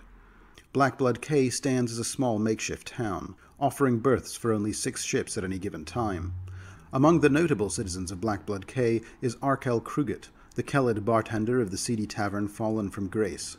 Though she never speaks of her homeland, her regulars speculate her past is linked to the strange Kelid warriors who pay her a visit every few months, wearing cloaks marked with blood-red symbols of a three-fingered hand. Vilelock. A shadowy and anarchic settlement, this small port has experienced shifts in leadership more frequently than many of its residents change their undergarments. At present, the prevailing authority in this town is Free Captain Nisia Bele. Visitors to this perilous outpost should brace themselves for gruesome brawls, lurking pickpockets, and casual acts of murder which occur here as routine events. Vilelock also thrives as a hub for the procurement and trade of exotic poisons and alchemical substances. Raketooth. The second largest harbour nestled on Shark Island operates under the joint governance of two pirate lords, Moral Breakwater and Venego Palpath. Raketooth itself is a gloomy settlement specialised in the trade of pilfered luxury goods. Raketooth encounters less trouble with Sahagan compared to other settlements on the island, a fact proudly attributed to the clever leadership of Breakwater and Palpath. However, the unsettling reality is that the peace in Raketooth is maintained through the tribute provided to the nearby Sahagan tribes, a tribute that takes the form of captured outsiders. Ollo. Ollo is the largest and most ancient surviving settlement on Shark Island, and though it once prospered, today it presents a bleak and squalid landscape. Its streets are lined with ramshackle hovels encircled by decaying warehouses and adorned with shady establishments. The pirate lord Avimar Sorinash stood as the unchallenged overlord of Ollo for decades, commanding the menacing brig named the Blood Moon, infamous for its crew of fearsome werewolves. A share of every single copper coin that enters Ollo finds its way into Sorinash's overflowing coffers. The free captains who berth at this port are obliged by their host to hoist his sinister fanged skull flag symbol, serving as a chilling reminder of his dominance. Various other intrigues surround Ollo. A prominent one to have emerged recently is that after a raid on Ganagskow in the Cannibal Isles, a ship returned to Ollo with a watertight chest bearing a massive egg. According to rumour, the egg may be related to Gargolavo, the shark that ate islands, a figure from Kuru mythology. In the Kuru legends, after the great shark swallowed an entire tribe, a sea priest managed to capture the monster in a shark egg, from which it could not escape so long as the egg was never returned to water. The Lake of Scales, Lake Veen, and the inland rivers. The unsettled areas of Shark Island are known for their wide variety of dangerous wildlife. Large herbivorous dinosaurs here can be a serious hazard for humanoids infringing on their territory. This is especially true for the Lake of Scales, which hosts herds of iguanodons and stegosauri near its shores. The lake also feeds the Greenscale River, which is of sufficient depth and breadth to allow smaller sloops to navigate it from lake to sea. The islet in the middle of the Lake of Scales is reportedly littered with ivy-smothered Golgan ruins, allegedly the burial sites of several long-forgotten high priests of that lost empire's dreadful alien gods. The nearby Lake Veen is said to be the home of a massive froghemoth, and it in turn feeds the long and winding River of Knives, known for its extensive family of copper-skinned, green-feathered harpies. Moke Harbour. The ruins of Moke Harbour, Shark Island's first major settlement, is haunted by vengeful spirits and mutated Sahagan. It once stood as a bustling port city renowned for its abundant lumber, high-quality stone, and a trove of artifacts and treasures looted from the Golgan ruins scattered throughout the western Shackles. At the zenith of its prosperity, the coastal town boasted a population exceeding 8,000 residents. However, Moke Harbour's thriving existence met an abrupt and devastating end when the Sahagan descended upon the settlement with unrestrained fury, reducing it to a ruin in a matter of days. Today little remains but the decaying remnants of this once thriving port. Some of the city's deteriorating docks still jut out into the sea, and ships in dire need of repairs along the treacherous Sahagan coast may find momentary sanctuary among the ramshackle and partially burnt-down structures that line the harbour's edge, but it is not wise to linger too long near the ruined city. Pathfinder Island. Off the coast of Shark Island is a smaller isle characterized by grassy hills, unpopulated save for a towering structure of Golgan origin positioned at its heart. Just over 200 years ago now, the sorcerer Hegisander of Maniket stumbled upon the Isle of Pathfinder and activated some relics in the structure.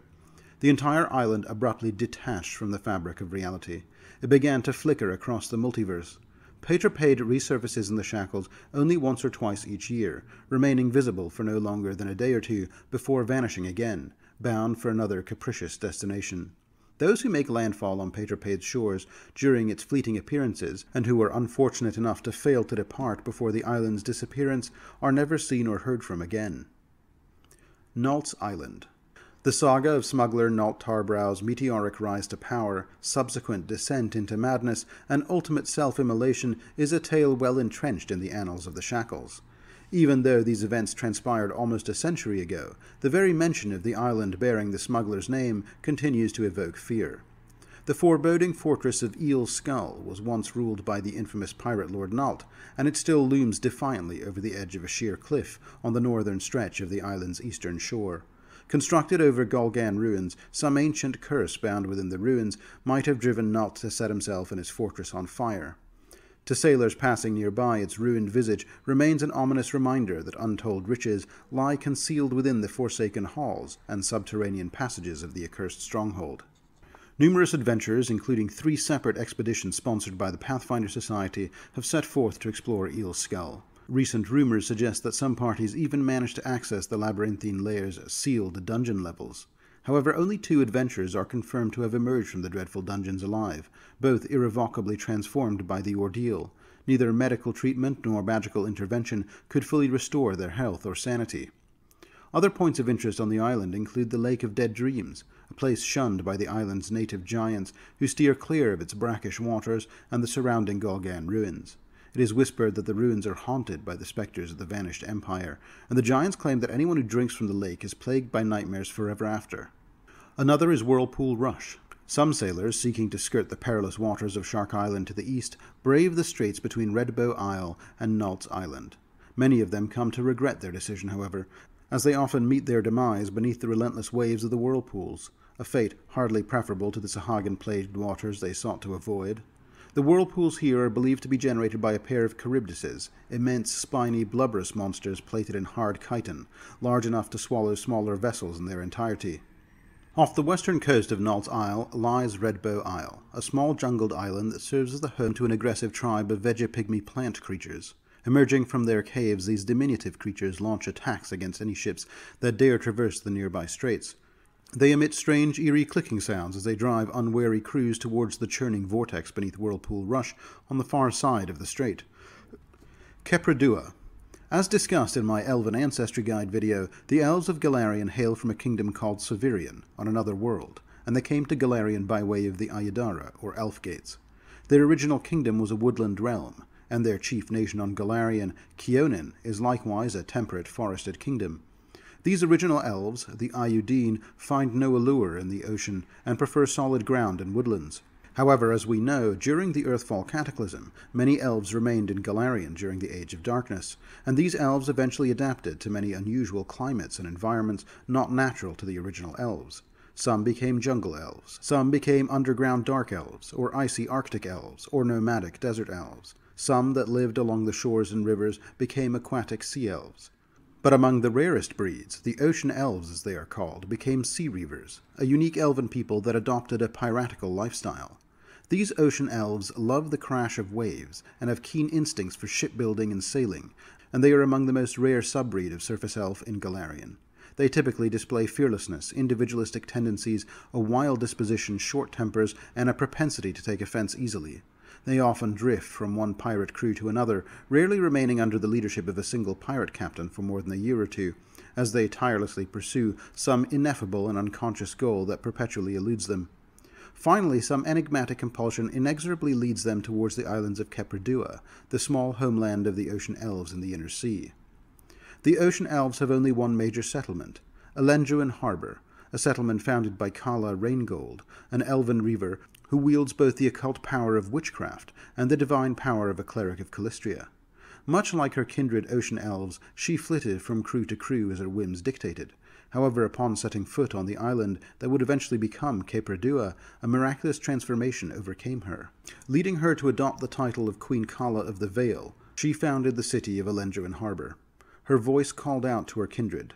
"Listen to your blood," she would whisper. "It calls you to Calistria and Kepre Dua."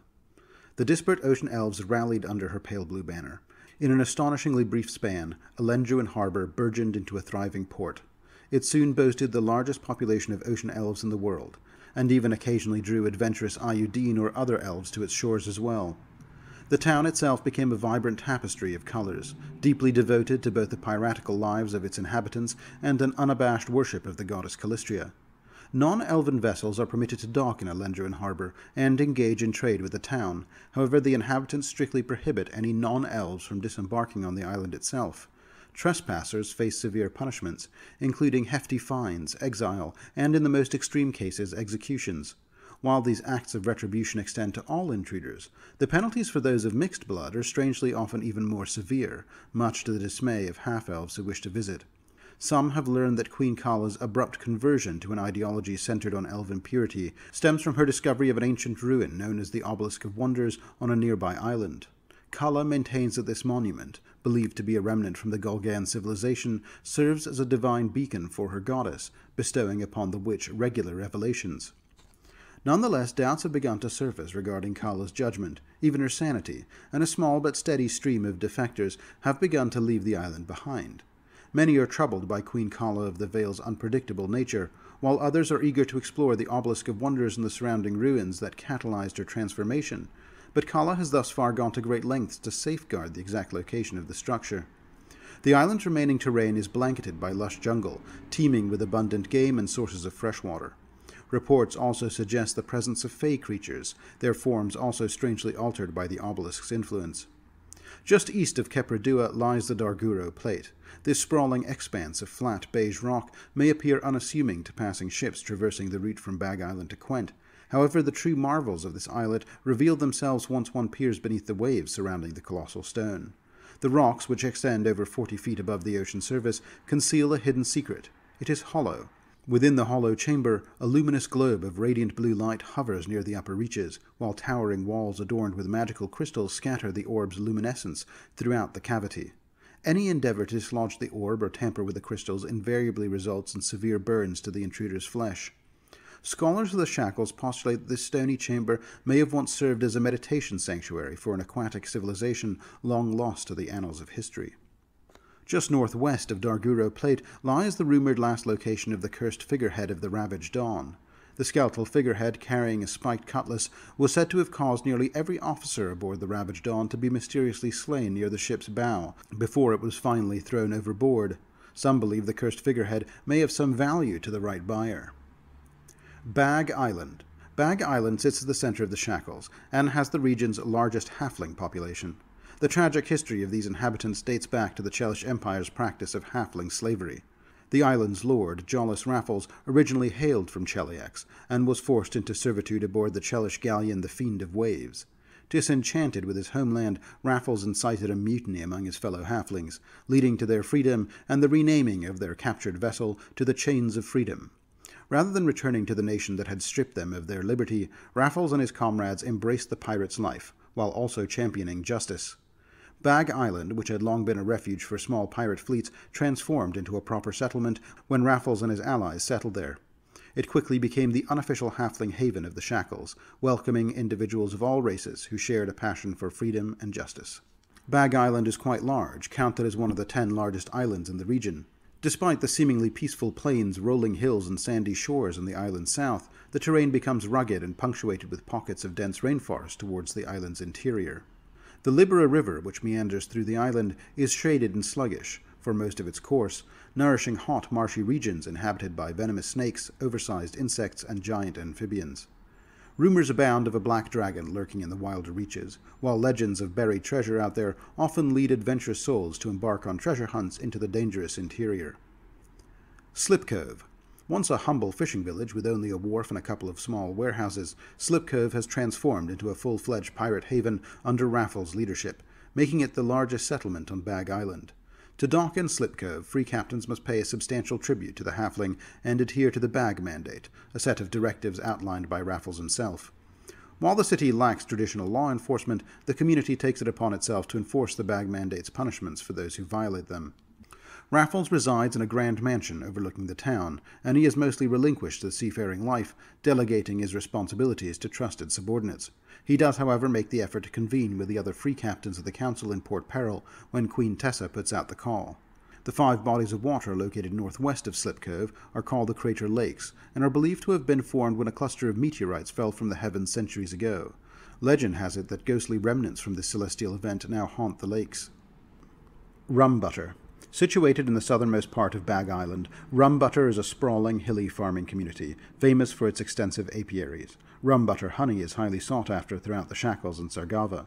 The town boasts 3 taverns, each known for its unique iced butterscotch beers during the rainy season and honey wine in drier months.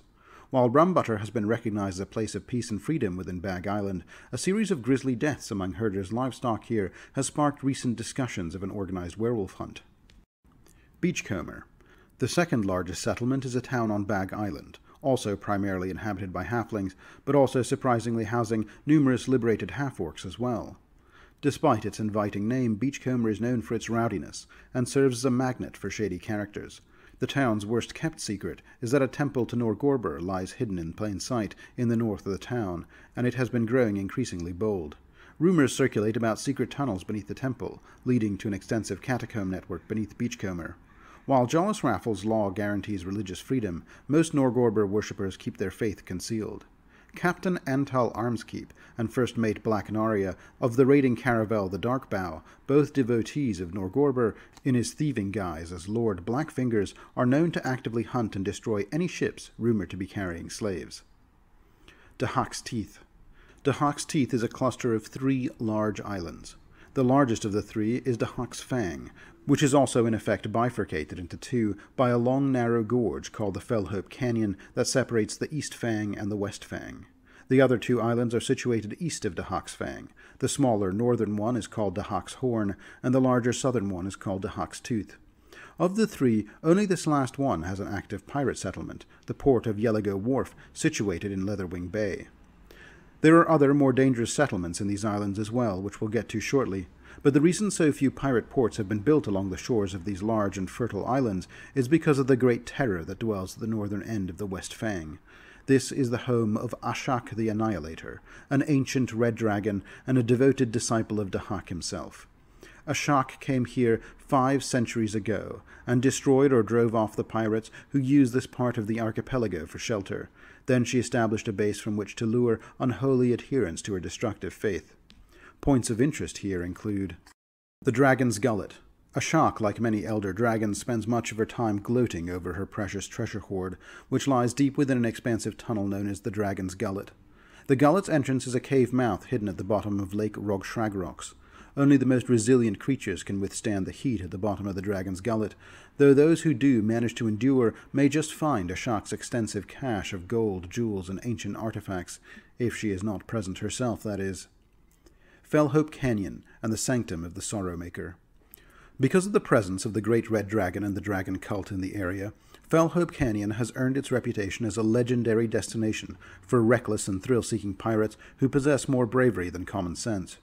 The daring feat of navigating a small boat from one end of the treacherous canyon to the other has been the subject of drunken challenges loudly proclaimed and accepted in numerous taverns throughout the Shackles. However, the resolve of these individuals tend to evaporate with the morning's return to sobriety and a sober realization of the perilous risks involved. One of the few who not only accepted but survived this audacious challenge was Hago Gebel, a half-orc pirate sorcerer. Today, Hago bears the marks of his harrowing journey in the form of 1 eye and 1 leg, and he can often be found in the Lusty Mermaid common room in Quent. He regales newcomers with his harrowing tale of misadventure, particularly those who are kind enough to buy him a drink. Unfortunately, most of Hago's comrades on the infamous Fellhope run were not as fortunate, meeting gruesome fates such as being devoured or torn asunder during their perilous journey. If one desires Hago's wisdom on how to successfully navigate the canyon, a little incentive may coax him into sharing some of his secrets.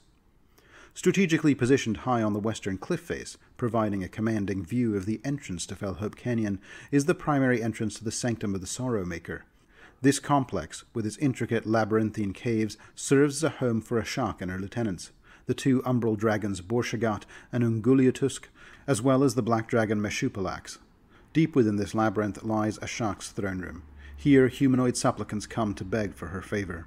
Although Ashak and the lesser dragons who serve her dwell at the Sanctum, her humanoid cult has their own settlement of Dragon's Thrall located on Dahak's Horn.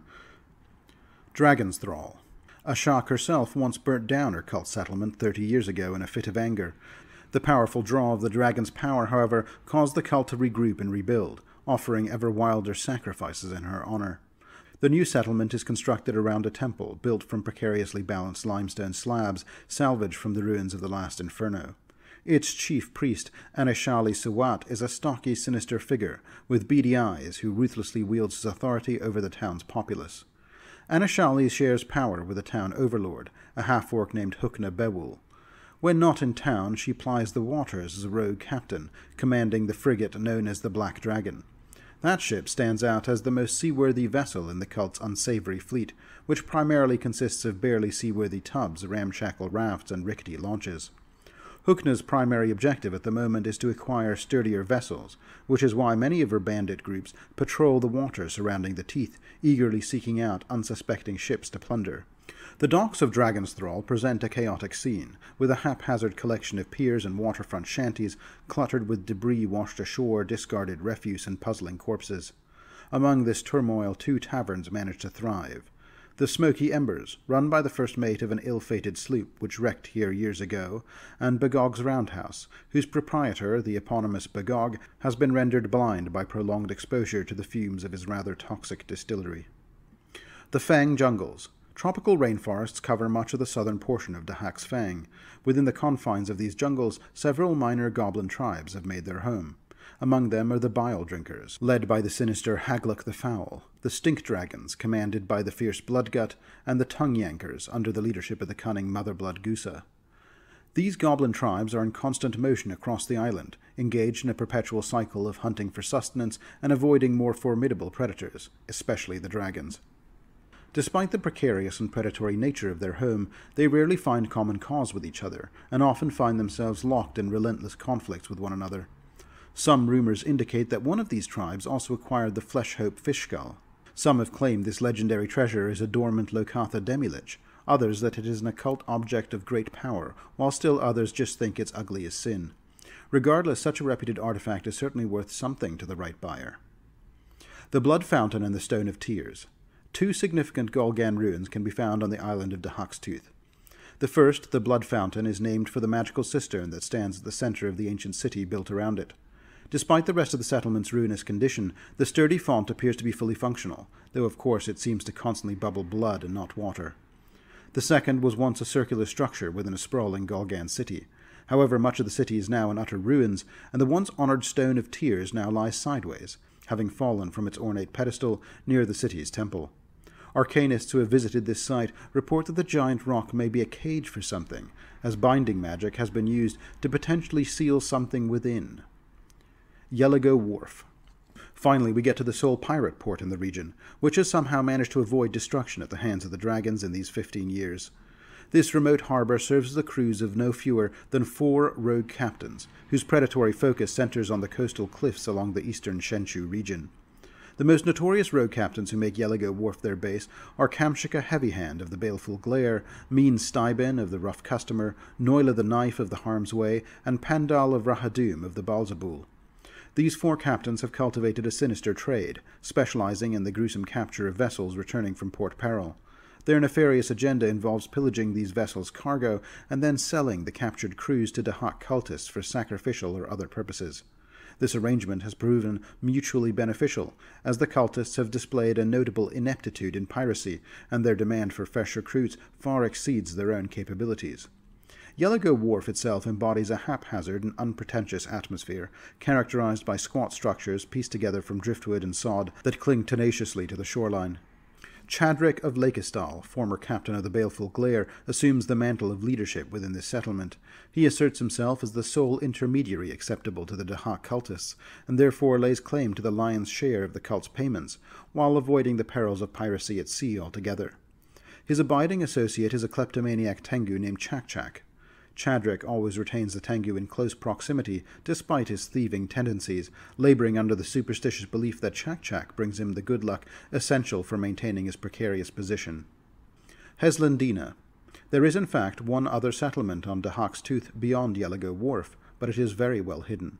In the north center of the island, beneath that region's pockmarked limestone sinkholes, lie submerged entrances to a vast network of sea caves. These passages give way to unwatered, humid caverns, home to the secluded dark elf community known as Heslandina. The Dark Elves who make their home here once belonged to House Harcool, but were cut off from the Darklands and the rest of their kin many years ago. The ruler of this secretive drow enclave is Palenquel Harcool, a sorceress steeped in resentment over her people's exile. Over the years she has meticulously plotted her revenge, and gone to great lengths to keep Heslendina's existence concealed from the outside world. While the majority of the inhabitants share Palenquel's abhorrence for their exile, a few have started to voice discontent with their leadership. Some even consider returning to the surface to embrace the freebooting lifestyle of the Shackles. Some suspect the infamous Dark Elf pirate Captain Coldark may in fact hail from this settlement originally. Only a select few pirate captains possess knowledge of the Dark Elf settlement and enjoy the trust of the matriarch. These pirates that are fortunate enough to have made this connection have established lucrative trade arrangements with Palenquel, transporting food supplies and other provisions to the Dark Elves in exchange for precious gemstones and other rare resources found within the dark recesses beneath the earth. The North Fever Coast. North of the Turwa uplands lies a rugged coastline that becomes increasingly wet and boggy until this land eventually gives way to marsh entirely, and it becomes the Sodden Lands. The last easternmost settlement of the pirates here is the small port of Greenblood. Beyond that is Mbeke dwarf territory, which occupy the land along the first Sodden River, at the mouth of which lies the great dwarven port of Clareng. Pirates are very much not welcome there.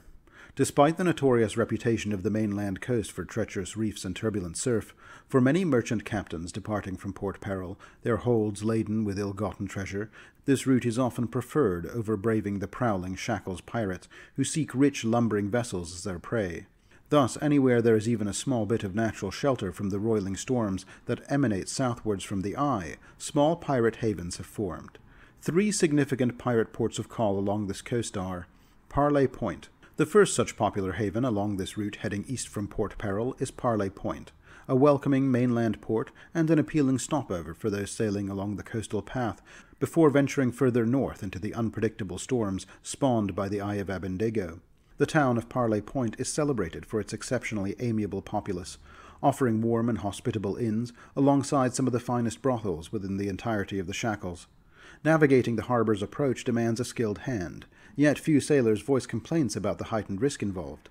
The prospect of one last night in a cosy bed before confronting the tempestuous Eye is temptation enough for most. In fact, the compassionate residents of Parley Point maintain a lighthouse to guide those journeying during the night or in foul weather. Additionally, they oversee a surprisingly substantial fleet of oar-driven galleys, ready to rescue any ships that might run aground. What remains concealed from knowledge of many outsiders is the secret scheme of Parley's Point, supposedly benevolent locals. They have constructed a second lighthouse further inland, camouflaged during daylight hours and ignited late on stormy nights, when the legitimate lighthouse's beacon is veiled. This nefarious stratagem has misled countless merchant sailors into believing they are further from shore than they actually are. Unwary vessels are thus lured perilously close to jagged reefs, which rend their wooden hulls like the teeth of a dragon. Teams of onshore rescuers ostensibly strive to save imperiled sailors, but they also engage in a clandestine salvage operation. This covert endeavour has allowed the populace of Parley Point to discreetly siphon valuable cargo from the doomed vessels, all without the knowledge of the bewildered mariners too preoccupied with their dire circumstances to detect the illicit activity unfolding before them. Oyster Cay.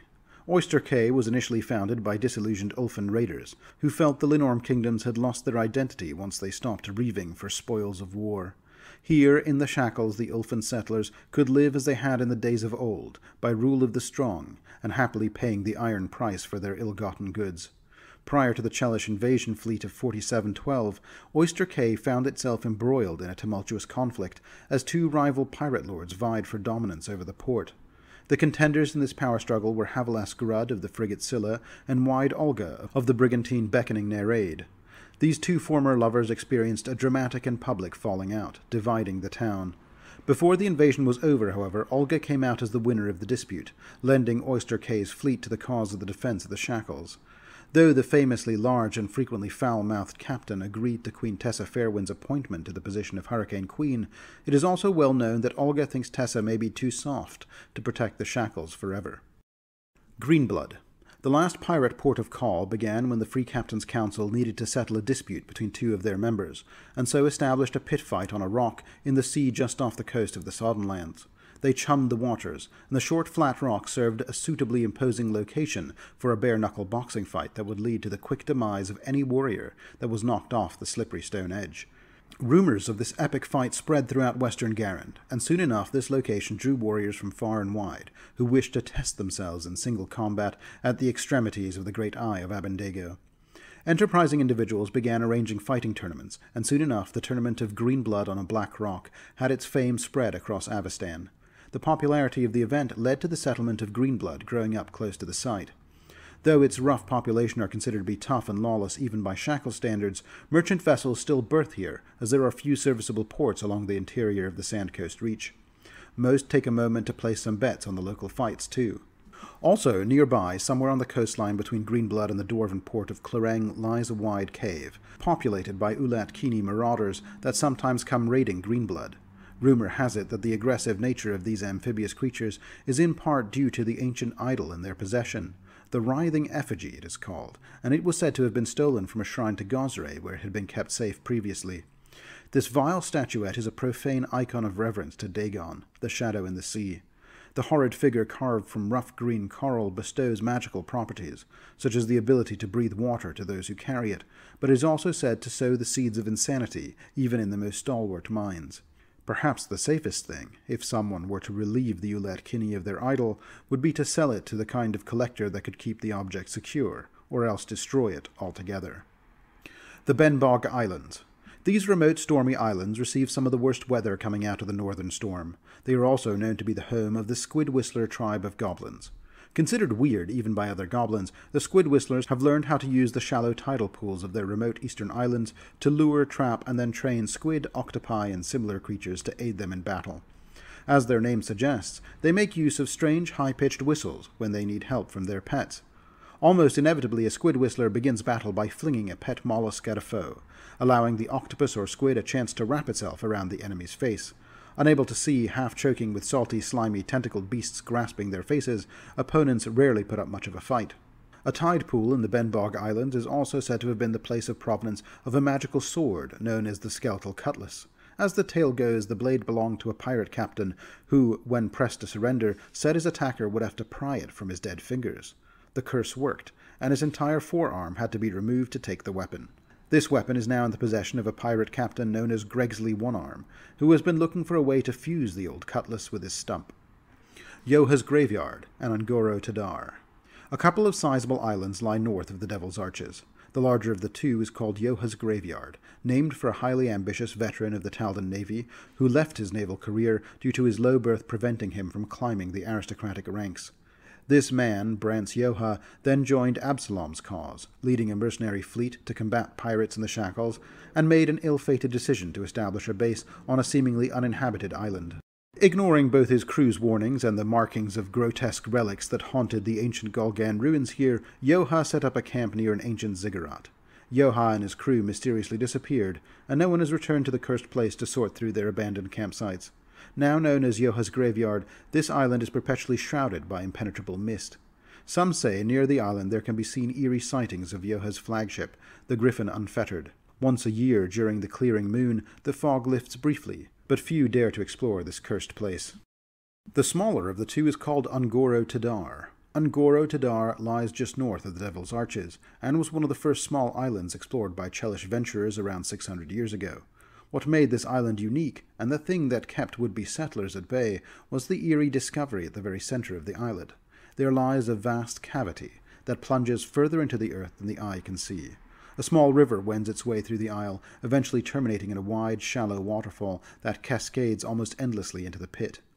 Explorers have only ventured so far into the hole, as the vast cavern grows steadily creepier and more haunting the deeper one goes.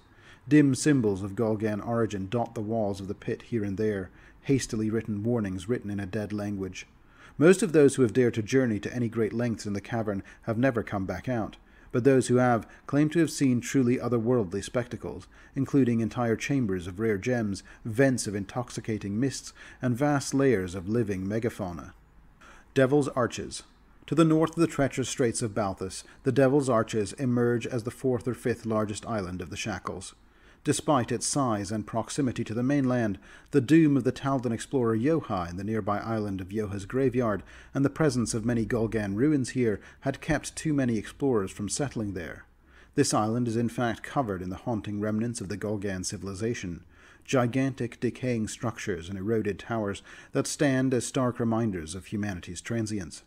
These structures, including limestone platforms, amphitheaters, and ziggurats, are adorned from top to bottom with bas-relief carvings and paintings that depict gruesome and depraved acts, painting a picture of a civilization steeped in horrific brutality. A common feature unites them all, however. The ruins here feature a great grey stone arch, unadorned and devoid of carvings, standing at the heart of each ruined city. About 600 years ago, post-Civil War Chelish explorers established an Asmodean beachhead in the Shackles on this island. The ancient Golgan arches, initially unsettling to the Chelish explorers who discovered them, eventually motivated them to give the island its name, the Devil's Arches. The meaning and purpose of these monolithic structures continue to be a subject of debate among scholars and archaeologists. However, many now believe that the name Devil's Arches might be more accurate than the original explorers realized, speculating that these arches could have served as gateways to summon denizens from Hell or similarly sinister demiplanes. Hell Harbor. This large port was a strategic choice for Chelish colonialists coming to the Shackles. Its natural harbour is deep and easily defensible. Watchtowers constructed from limestone quarried from the ancient ruins line the narrow harbour entrance, making it challenging for unwelcome ships to enter the city. Aranax Endymion, a former Chelish admiral, now rules Hell Harbour as its pirate lord. His crew, composed of mutineers from the Chelish navy who pledged their loyalty to him, support his iron-fisted rule. Endymion's journey to Hell Harbour was prompted by a confrontation with the ruling house of Thrune after he insulted a seemingly minor aristocrat. Fleeing with his fleet through treacherous waters, Endymion eventually laid siege to Hell Harbour, emerging victorious and making the remote bastion of civilization another pirate haven. Yet the formerly Chelish port remains culturally distinct from the rest of the Shackles. The thriving enclave boasts an opera house known as the Three-Horned Hall, where classic performances of Aslanti legends draw large audiences. Like many Chelish cities, a specialist conjurer's school teaches young devil-binders how to summon and bind powerful fiends to serve them. Consequently, Hell Harbour is inundated with imps that have been summoned by young pupils without the skills to keep them in their service. Endymion's influence on his people is markedly Chelish as well, imposing more order and structure than is present in any other pirate port, including a paid constabulary, building regulations, a municipal government, sanitation, and tax collection. However, Endymion's great betrayal of the throne has also made him increasingly paranoid about Chelish visitors. Non-crew natives of Cheliax are unwelcome, as Endymion perceives them as potential spies. The wretched furnace, Hell Harbour's prison, houses those suspected of having connections to House Thrune. Even the many imps that can be found flitting across the roofs of the city's buildings have not escaped Endymion's suspicion, as he offers rewards for each imp slain, with proclamations posted throughout the town. The fortress of Tivis Devas. Downriver from Hell Harbour, along the Holshod, lies an inland fortress town, built of stone that is a testament to Aranax Endymion's paranoia. Outsiders are forbidden from entering the town without Endymion's explicit permission. The central castle is believed to be nearly impregnable, designed to serve as Endymion's stronghold, should his Chelish adversaries launch another attack. The town is overseen by his fiercely loyal lieutenant, Iom Pemdar, a black-clad summoner with a mighty eidolon.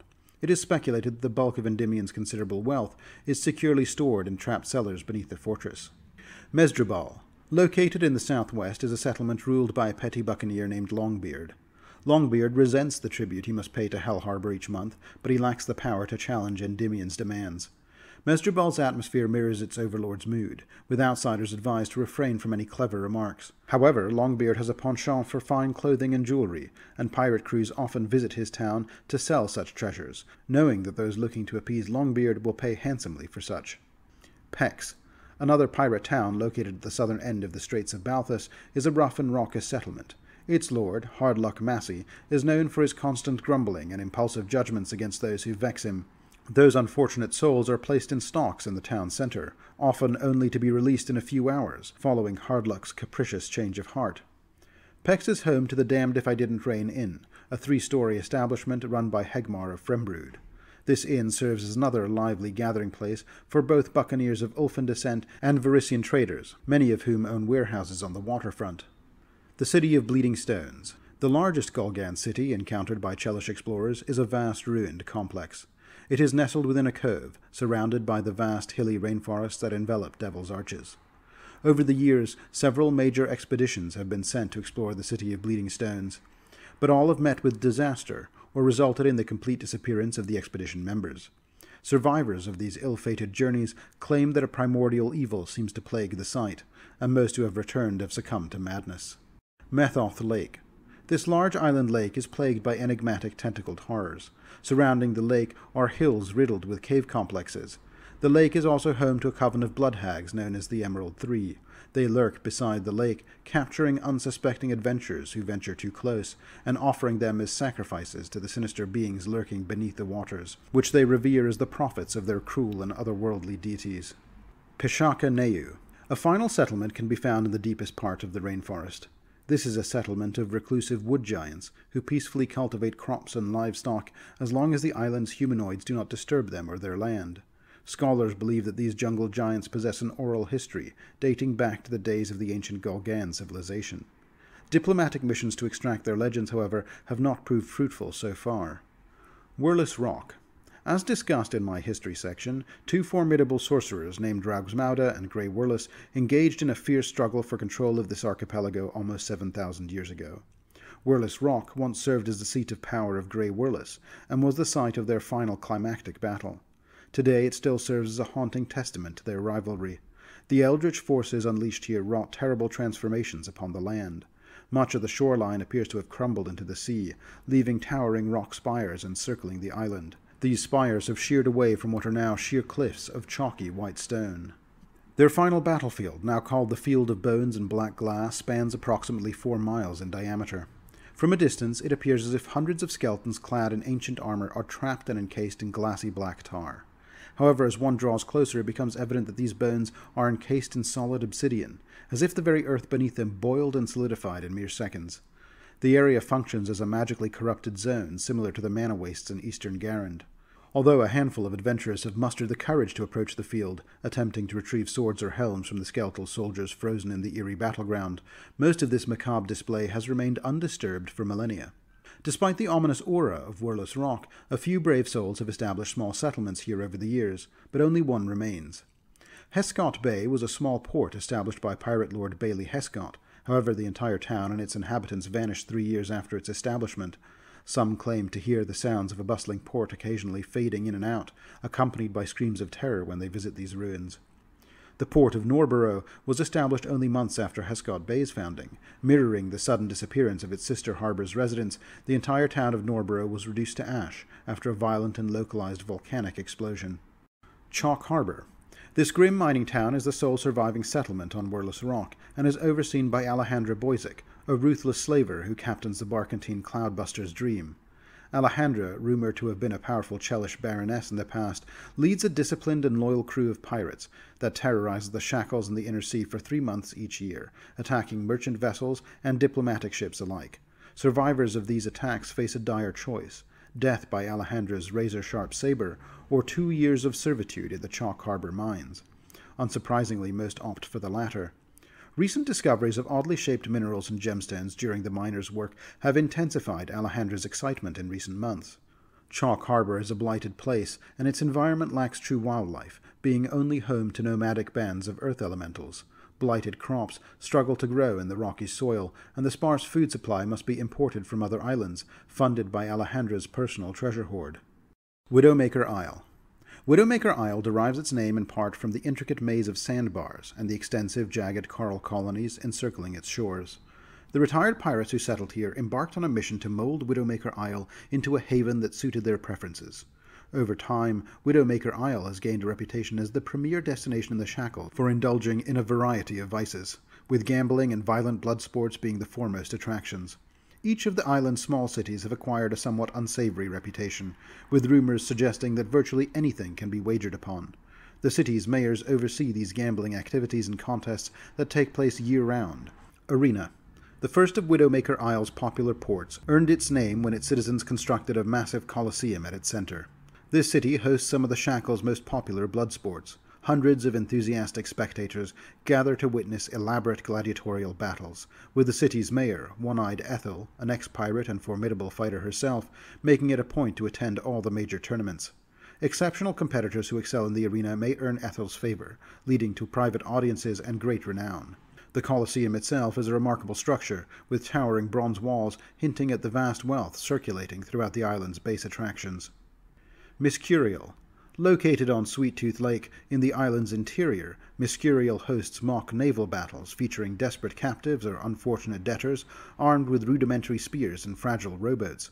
This spectacle is made even more unique by the menacing creatures inhabiting the lake, nightmarish monsters collected from across the inner sea. These creatures include fiendish loquatas, giant toads, snapping turtles, and an undefeated catoblepus. Mayor Salty Chuzek is responsible for procuring and overseeing these deadly creatures in the aquatic arena, though he remains tight-lipped about his methods. Falchion Point. Located towards the south end of the island, Falchion Point is known for its less extravagant but equally brutal fights, ranging from the straightforward brawls to elaborate survival gauntlets featuring hidden explosive runes and lethal traps. One popular local spectacle is the Bloody Twins event. In Bloody Twins, two combatants are shackled arm to arm, and more often than not, both end up fatally wounded. Lefty Kemia, the mayor of Falchion Point, survived the Bloody Twins, albeit at the cost of his right hand. Culp's Menagerie. South of Widowmaker Isle lies a chain of smaller islands. Among these, one belonged to Brigadier Culp, the eccentric captain of the galleon Scarlet Skies. Culp, a passionate amateur zoologist, had created a collection of diverse and perilous creatures in a personal menagerie. However, when news reached the zookeepers she had employed that the Scarlet Skies had been sunk off the coast of Tempest Cay, they hastily departed, leaving the animals to fend for themselves. It is rumored these creatures thrived and interbred, creating a unique and perilous ecosphere in this southern archipelago. Tempest Cay. Subjected to the relentless storms originating from the Eye of Abendego on most days, Tempest Cay seems an improbable location for any permanent settlement, let alone a major town housing nearly 10,000 residents. However, within this gloomy and somber atmosphere lies the city of Drenchport, home to one of the most bustling and chaotic harbors in the entire Shackles. It serves as a vital refuge for mariners navigating the western fringes of the Eye, and a final stop for travelers heading north towards Mediogalti Island. The town's architecture has evolved haphazardly over the years, constructed from the abundant driftwood and wreckage that washes ashore, remnants of ill-fated vessels helmed by sailors lacking the skill or fortune to endure these perilous waters. Tempest Cay is also another locale in the Shackles known to be a gathering point for pirates of Ulfin heritage, and Skald, their native tongue, is as frequently heard here as common. Several Tengu communities also reside in various ports across the island. Because of the inclement weather, several prominent temples dedicated to Gosrae can be found across the ports here, and they are known to provide shelter and assistance to shipwrecked mariners. The ruling pirate lord of Tempest Cay is the Master of Gales, a powerful druid who spends the majority of each year at sea aboard his robust black Zebek named the Kraken. He briefly returns to the island every month, typically residing in sea caves located half a mile north of Drenchport, which are accessible only at low tide, though none know his purpose in these deep caves. Blue Hook River slices through the interior of Tempest Cay, a nearly impenetrable rainforest teeming with predatory birds, aggressive apes, venomous reptiles, and small carnivorous dinosaurs. Drenchport. The capital of Tempest Cay is a perilous place for newcomers. At best they can hope for a grudging tolerance, but failure to exercise extreme caution often results in violence. Seedy taverns, warehouses, and ramshackle homes cling to the rocky shoreline, like the barnacles on a neglected ship. Many here make a beeline for the infamous Drowned Dwarf, a two-story tavern known throughout the Shackles as much for its high murder rate as for its delicious and potent black kelp beer. The current proprietors, sisters Dagran and Erika Leckhammer, former crew members with Captain Redbeard Sook of the Gosrae's Knuckles, have proved exceptional stewards of their loot over the years. Drenchport is also home to the largest concentration of the followers of the Cult of the Eye, a rising religion in the Shackles. This mysterious faith centers on the permanent hurricane that emerged after Aradin's death over a century ago. The cult's practices and doctrines remain closely guarded from outsiders, but rumors suggest that they worship the Eye as the birth throes of a new deity, which they call the Deluged God. This birthing god will supposedly emerge from the storms and flood all of Galarian's landmasses with a devastating deluge. There are several shrines to the Deluged God in the city's shadowy districts, and Father Chesidard, the cult's high priest, is said to have received divine visions from the Deluged God after venturing into the heart of ancient Aslan to the west. Although the cult has garnered a few converts beyond Tempest Cay, the local temples dedicated to Besmara and Gosrae on the island monitor the faith closely, concerned about its true intentions. Downpour. Another port in Tempest Cay was founded to capitalize on the abundant fish in the Blue Hook during the spawning season, but they have seen a significant drop in catches recently. The town has managed to sustain itself by harvesting the many clam colonies nearby, but most remain concerned and want to find out what happened to all the fish in the river. Drowning Rock, another smaller port, this one named after the massive stone at the heart of its settlement, offers some protection from the fierce northern winds due to its southwest location on the Cay. Over time, their celebrated monolith has gradually begun to sink into the mire.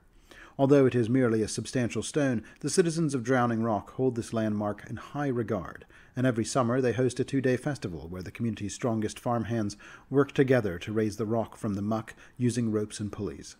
Maiden's Pool. Once aspiring to rival Drenchport as Tempest Cay's premier destination, Maiden's Pool suffered a series of ferocious Lokatha raids that devastated the town. The assaults resulted in over half the town's destruction, numerous casualties, including the death of Ella Wach, the governor's wife. Bradesmar Wach somehow believes the Master of Gales was responsible, and appealed to the Free Captain's Council for justice, but they have dismissed his pleas. Now Bradesmar resides in his partially constructed mansion, a bitter man consumed by vengeful dreams. Abendego Reach. Although Tempest Cay is the closest port to the Eye of Abendego, it is not the closest landmass. A string of islands extends like a wary finger towards the storm, known as the Abendego Reach. There are a few significant islands in this chain. Budrek Atoll. Budrek Atoll is a unique island of coral that forms a complete circle around a placid lagoon. At the heart of this lagoon rests a sunken artifact that plummeted from the void of space millennia ago. Rumors suggest that it may be connected to the extraterrestrial craft that landed in Numeria. Radiation leaking from the object has mutated the local wildlife, but despite these inherent dangers, a handful of daring botanists and zoologists have embarked on expeditions into this remote region. Regrettably, several of these intrepid explorers have also been warped by the strange energies of the place, and many have been put down by nearby port authorities after they succumbed to madness or worse. The Isle of Consummations. This island is a sacred place to the growing cult of the Eye. Here, a secretive religious enclave is guided by a charismatic high priest of the deluged god. This small community comprises more than 100 acolytes and initiates devoted to the emerging faith. Followers of the sect are obligated to embark on a sacred journey to the island, where they partake in a mysterious ceremony conducted within a partially submerged temple, a structure repurposed from an old Gulgan ruin. Raingale Isle. This fairly small, uninviting island is actually fairly densely populated by a tribe of seafaring goblins who call themselves the Darkhooks. The Darkhook tribes command ships that appear more like haphazard piles of wreckage than seaworthy vessels, but they go to great lengths to emulate human pirates, donning eye patches, spouting nautical jargon, adorning themselves in piratical attire, and so on. While these efforts have done little to earn them the admiration of their human pirate counterparts, Darkhook ships display unexpected proficiency, occasionally seizing sizable merchant vessels, especially under the cover of darkness, where their stealth and superior night vision gives them a surprising edge over human sailors. Cauldron's Rock. Cauldron's Rock is the northernmost island of the archipelago of the Shackles, large enough to be marked on most maps of the region. The island is mostly only significant because it is just northeast of this point that ships lay anchor before they participate in the annual race known as the Free Captain's Regatta. Although it is considered too dangerously close to the Eye to have a permanent settlement upon it, during the race the crews of some of the captains will often set up makeshift lodgings for those who wish to watch the race from the relative safety of the last island of the Shackles. Himane's Grotto. Just north of Dahak's Horn lies Himane's Grotto. Around a century ago, a Rusalka named Blue Himane arrived here from the First World through a tear in the veil. A vicious creature, she turned the island into her cruel playground, luring sailors with cunning tricks and keeping them as her playthings. Blue Himane has accumulated a substantial fortune hidden in the island's caves, drawing adventurers seeking wealth, but few return from this place with anything more than their lives and haunting dreams. Among these rumored treasures, one noteworthy piece is called the Lie-Collar Amulet. According to legend, the late Captain Marissa Gabriel commissioned the magical necklace to ensure no one would ever be able to use Speak with Dead upon her corpse after her death. The sea witch who made it enchanted it with a spell so that after wearing the device for a year, Marissa would be protected from such divinations. Furthermore, Captain Gabriel learned that she could use the Lie-Collar to reveal any falsehood spoken to her, a useful artifact indeed. Blue Himane keeps these treasures and her favored captives near her, in her inner sanctum at the heart of the island.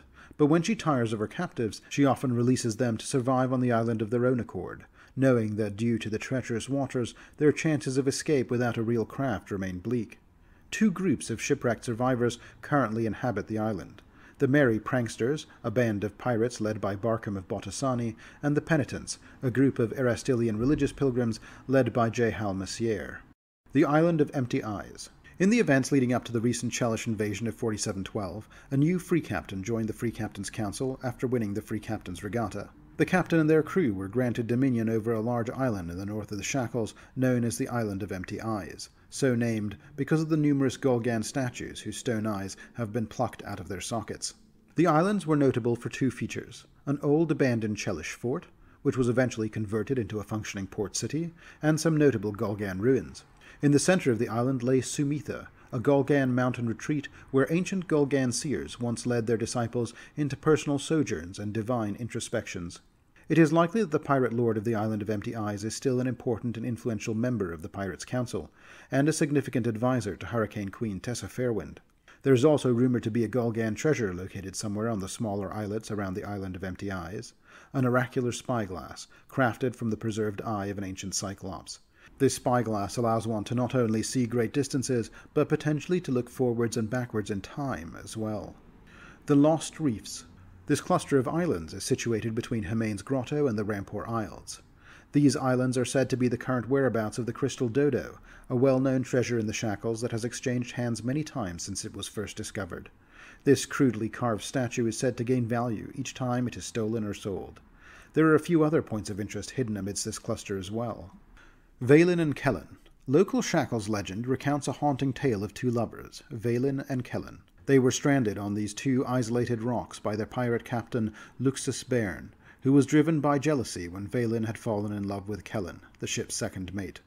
Despite the islets being merely 150 feet apart from each other, treacherous shark-filled seas prevented the lovers from reaching each other. Tragically, they perished from starvation in sight of one another. Today, their malevolent spirits, twisted by profound sorrow, are said to torment ships that venture too close to their shores. Warville's Folly. This remote island is where Captain Warville Lanterry, the late husband of Verosa Lanterry, discussed in my Free Captain's overview, was shipwrecked and stranded for over 2 years. The island is a fertile jungle paradise with a freshwater spring feeding a small river that curves its way around the island before flowing over a waterfall into a large central lagoon. The island's native denizens include a tribe of Iruxi and a tribe of Ketch, who often clash with each other for dominance over the island. The most notable feature on the island was an Abedaran church that was constructed there by missionaries who wished to convert the Iruxi locals. The Abedarans were eventually wiped out by the Ketch, however, and the temple was later reconsecrated to Gosrae by a traveling druid. It remains a sacred site to Gosrans today, having been mostly reclaimed by the jungle and being protected by a powerful guardian air elemental named Thalesia. Taipan's Rock. No one is quite sure which of the middle islands of the archipelago is Taipan's Rock, but many have sought it out, because according to the songs the local bards sing, Captain Taipan Goodwater of the sleek caravel The Howl is said to have buried a chest on this little outcropping containing the possessions of the famous alchemist Voksong of Pashao. Among the rare potions and elixirs is said to be one vial of the Sun Orchid elixir, whose sweet nectar may grant immortality to whomever drinks it. Of course, the island is also said to be protected by brutish Cyclops guardians. The Rampore Isles.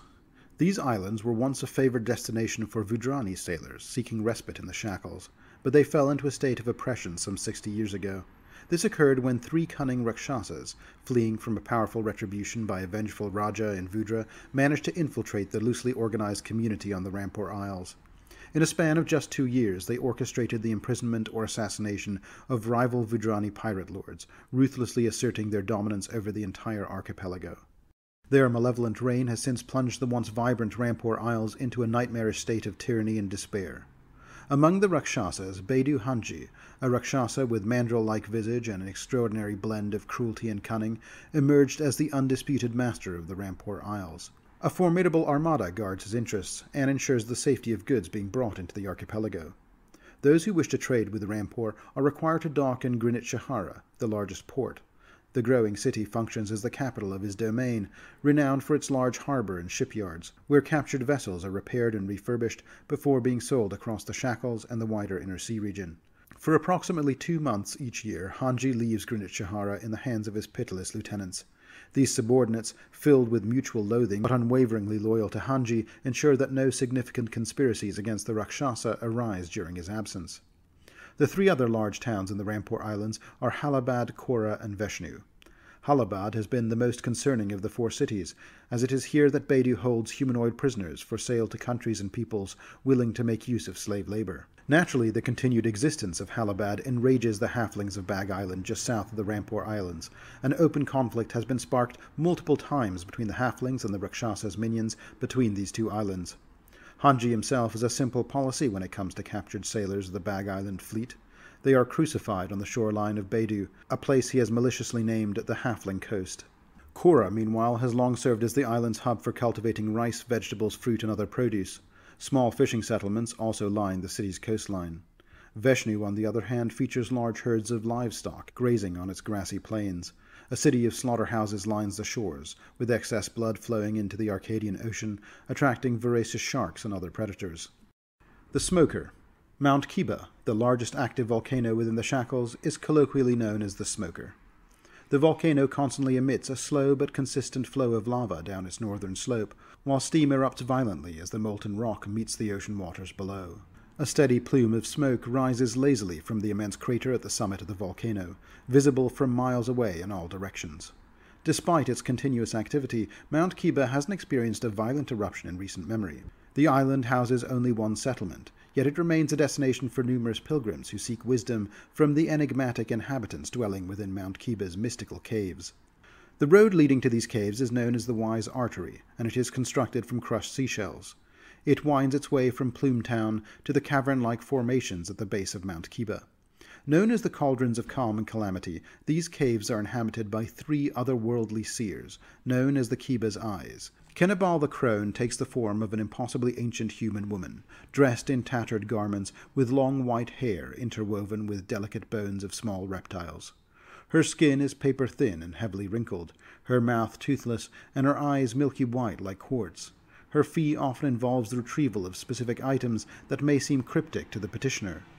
Rake presents herself as an elven youth with long golden braids, flawless pale skin, delicate features, slender limbs, and amethyst-colored eyes. She resides in a cavern illuminated by natural light, cascading through a ceiling, opening onto a pool fed by a waterfall.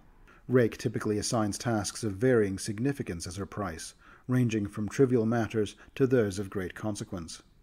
Zagog manifests as a hulking cyclops, her pallid flesh adorned with intricate scars and tattoos featuring disquieting designs.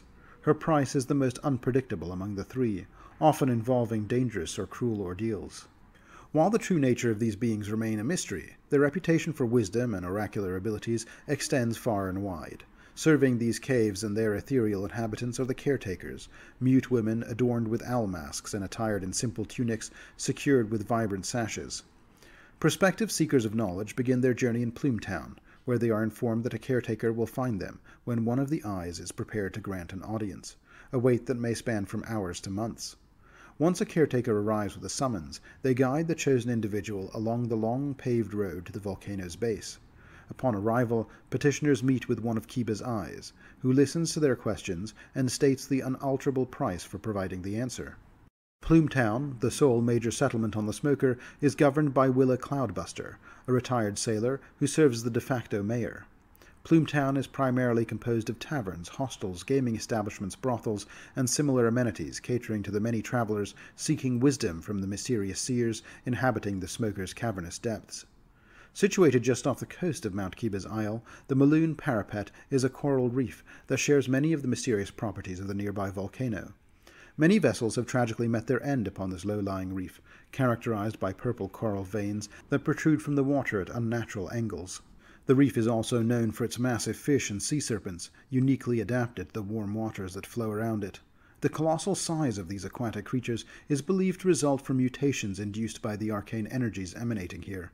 Survivors of the shipwrecks here recount harrowing experiences, where it seemed as though the very water sought to scald them alive. The burn scars that mar these individuals' bodies lend credence to these tales. The Gleaming Isles. Further west from the Smoker lies another island chain, with white sands, bright green jungle canopy, and surrounded by waters of clear cerulean blue. The Gleaming Isles, as they are called, include a couple of significant points of interest as well. Garnet Island. This is the largest island in the chain, located at the southern end. Today it serves as the home base of the Bandu fleet. As discussed in my history section, the Vidrian Revolution didn't end with the overthrow of the old colonial Sargavan government. Rather, that kicked off a conflict with the pirates of the Shackles, and so war engulfed the land and seas. Inland of Vidrian, see my Vidrian and Southern Wangi video for more details on this, lie the Bandu Hills, the home of Southern Garen's largest hobgoblin population. The hobgoblins were eager to participate, forging alliances with several free captains and enlisting in the ranks of the pirates to quell the revolution. As the fortunes of the war shifted against the free captains, the Bandu hobgoblins came to acknowledge two undeniable truths. One, they were backing the losing side, and two, any endeavor to return home would ultimately culminate in their demise. Seizing the chance amid the turmoil, they commandeered a fleet of free captain ships, embarking on a journey to commence a fresh life at sea. The Bandu hobgoblins settled on Garnet Isle, and now sail beneath the banner and identity of the Bandu fleet. They have grown to relish their maritime adventures, applying their stringent military principles to the seafaring way of life. Members of the Bandu fleet function as mercenaries, offering their services to anyone willing to provide the necessary supplies and finances to keep their crews well fed and their vessels in good repair. Maintaining substantial crews can prove challenging, prompting the Bandu fleet to accept a diverse array of sailors from different backgrounds.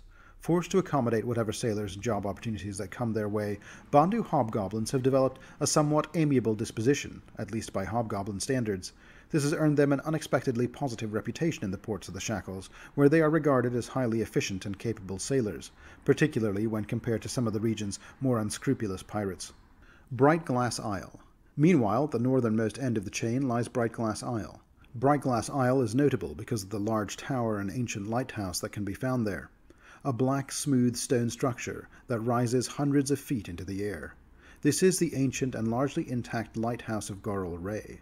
This was an important structure to the ancient Golgan. Goril Ray's lighthouse served as a navigational beacon, and the temple beneath it hosted many rituals to divine the future or scry on lands across the seas. Carved from the dense granite of the island, the ruins' walls and columns still bear carvings left by its original inhabitants. The stories, histories, maps, and divinations of the long-forgotten people. Beyond its value to archaeological scholars, Bright Glass Isle has numerous underground caves, which have also been used by pirates to lay low on the outskirts of the Shackles. The Glengarnie Chain. Another modest island chain of about a dozen or so islets is located west of the Gleaming Isles, and is called the Glengarnie Chain. These remote specks on the map bear the name of an ancient Chelish explorer who charted them 6 centuries ago, Gen Glengarnius. In this perilous and unforgiving location, relentless waves pound the unfriendly shores, and lurking just beneath the waters lie vicious spears of ancient coral. The Rocks of Fate. Numerous stories circulate about the eastern cluster of islands known as the Rocks of Fate, all sharing common elements. Shipwrecked, stranded, or desperate individuals are approached by an ancient caravel and welcomed aboard. In every tale, Captain Cohol commands the vessel, and the cost of passage is a service demanded from one or more of the castaways, whom Cohol seems to identify by name, as if he knows them intimately. Legend holds that Cohol's silent caravel, the inscrutable destiny, doesn't merely sail the seas of Galarian. It traverses the spaces between planes, perhaps even the seas of time itself, recruiting sailors for perilous tasks decreed by fate. Passengers recount sailing into a perpetual nocturnal fog, never encountering another ship until they reach their mysterious destinations or home ports, always under cover of night. Jakob's Retreat. The second largest island in the Glengarnie chain is marked by coarse clusters of weedy vegetation and a network of caves. This island is primarily a habitat of bats and insects, yet among these caves resides Jakob the Hermit, along with a plethora of his constructs. According to legend, Jakob was once a sorcerer aboard the infamous galleon Black Havoc, which sank along with its entire crew in a bloody battle against 4 Taldan pirate-hunting warships over 4 centuries ago. However, the first account of Jakob's presence in the Glengarnies surfaced some 80 years later. If this is true, how Jakob is still alive is uncertain, but it is also said that Jakob has learned the lost secrets of techno-magical engineering once perfected by the Jiska Imperium, and that the constructs that share the island with him somehow house the souls of the rest of the lost crew of the Black Havoc. Wraithstone. Finally, it is rumored that the largest island in the Glengarnies is haunted by hungry wraiths of unknown provenance. Regardless of whether these legends hold any truth, it is undisputed that most sailors who find themselves shipwrecked here also find their final resting place on these forsaken shores. The island of the Black Tower. Technically separate from the Glengarnies, but just west of them, is another sizable island called the Island of the Black Tower. Rumoured to have been raised by magical means by a servant of Dagon known as the Shrouded Queen, the Black Tower is a profane place, rumoured to hold a portal to the abyss. The Shrouded Queen herself was reportedly slain by a pirate captain during a raid on the structure, but the captain herself never returned from the raid, and few have dared set foot on the islands in the 35 years since to confirm the rumour. The Cannibal Isles. Rounding the tip of the Shackles lie the Cannibal Isles. As described in my history section, before the coming of the Taldans, the Shackles saw very little widespread settlement. The only exception to this was in the early days during the Age of Destiny, when the people who followed the charismatic sorcerers Grey Whirlis and Raugsmauda came to these shores. Unfortunately, the two sorcerer kings brought about their own demise, and their people, lacking the means to survive on their own, turned to the dark gods of Zura, the vampire queen, and Angazan, the ravenous ape, and other older gods they learned of from studying the ancient ruins of the Golgan. Through these dark powers they endured the long years. Now known as the Kuru, their only major surviving settlements are located on these westernmost isles, dubbed the Cannibal Isles, named for one of the many disturbing practices of these degenerate cultists. Another notable practice of the Kurus is the creation of void sticks. Corrupted devices of a primal nature, these sticks are fashioned by shamans of the Kuru people, who infuse them with negative energy. The dead who are pierced by such creations become shambling horrors, wandering their islands or spreading destruction to neighbouring isles. Foreign necromancers often venture to the Cannibal Isles for a sample of these wicked spikes. Zenbargwa. Situated as the westernmost Kuru settlement in the Cannibal Isles, Zenbargwa is perhaps the least fervent in its devotion to their dark gods. Here, and uniquely here, the Kuru may be treated with, and there are some among their kind here who seek greater meaning, and harbour desires to escape the barbarity of their homeland in this small and relatively progressive community. The ruins of Vunsaub. Submerged beneath the waters of the Shackles, this flooded ruin is believed to have once served as the treasury of the Golgan society. Many have endeavoured to unearth the treasures concealed within its vaults, yet few have breached its heavily guarded entrance, which is protected by a guardian sea serpent. Bannockmaud. The second largest collection of Golgan ruins in the Cannibal Isles, Bannockmaud holds significance for the Kuru, not due to its intrinsic qualities, but because of the ground it stands upon. Deep within the earth beneath the Bannockmaud reside enormous rot grubs. They have grown to such proportions that the very ground trembles as they burrow beneath it, and the Kuru view these gigantic vermin as messengers of their malevolent deities. Ganag-sao. The ruins known as Ganag-sao serve as the dwelling place for the most devout Kuru in the Cannibal Isles, as well as their chief prophet, the Blood Queen. This alien entity wields incredible power and malevolence, and she claims to be a servant of the long-forgotten gods of the ancient Golgan. She is said to govern the Kuru through telepathy and dark magic, residing within a partially submerged underground temple known as the Sanguine Cathedral. Although the Blood Queen's massive size confines her to a single chamber within the cathedral, her influence extends as far as its followers. Through the Kuru, she wreaks havoc across the Cannibal Isles and beyond, wherever she can exert her influence. Kugukmal and Hegapnod. The village of Kugukmal has engaged in a ceaseless conflict with neighbouring Hegapnod for so long that most warriors have forgotten the cause of their strife. The dwindling numbers on both sides ensure that in the absence of a mediating force, they will ultimately only annihilate each other. The Blood Queen has no qualms with their war and revels in this bloodshed, observing the weekly massacres with delight through her Kuru surrogates in each village. Raptor Island. Raptor Island is a large island just west of Shark Island, known to be inaccessible to large vessels due to treacherous rocky shoals and reefs. It is frequently used by free captains as a place to maroon troublesome enemies, malcontents, and traitors. Castaways find themselves on a barren beach where survival is doubtful. The island is surrounded by deadly seas teeming with sharks and marine predators, and it lacks suitable trees for building escape rafts. Thorny and inedible vegetation dominates the land, making it difficult to find food or shelter. Furthermore, Raptor Island is infested with ravenous packs of razor-toothed Deinonychuses. The interior consists of grassy hills, which become drier the further one ventures from the Broken Hope River. Towards the centre of the island lies the ironically named Fort Holiday, built by a resourceful group of castaways. The settlement includes huts enclosed by a wooden palisade, offering safety to those who can reach its gates. Notable residents include Benarni the Impressive, Idilla Redboot, Bug-Eyed Posk, Palco Justice, and Valesa Mortana. Ghost Lake, located at the island's centre, is rumoured to hold treasures sunk by Captain Blue Brio centuries ago. It's said to be haunted by restless spirits, including a beautiful ghost seeking vengeance on her murderer's descendants. Kelizar's Atoll and surrounding islands. A brine dragon named Kelazar has laid claim to several islands that lie between the Cannibal Isles and the Ushinawa Isles. His seat of power is called Kelazar's Atoll, a shallow bed of reefs where the dragon Kelazar serves as the lord to a tribe of Adaros.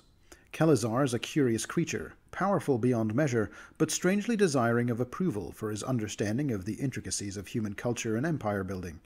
Although his servants are Adaros, he happily negotiates with the Shackles pirates, and may even consider himself to be an unofficial member of the Free Captain's Council, or perhaps a separate polity altogether. He has a deep and abiding love for the history of Taldor, for their sense of aesthetics and style, and above all for their opera. In addition to Kelazar's Atoll, other points of interest in this area include Mgange Cove. Located at the west end of this chain, Mgange Cove is actually a natural formation called a blue hole, where erosion over long ages gouged a sinkhole into the soft rock that makes up these islands.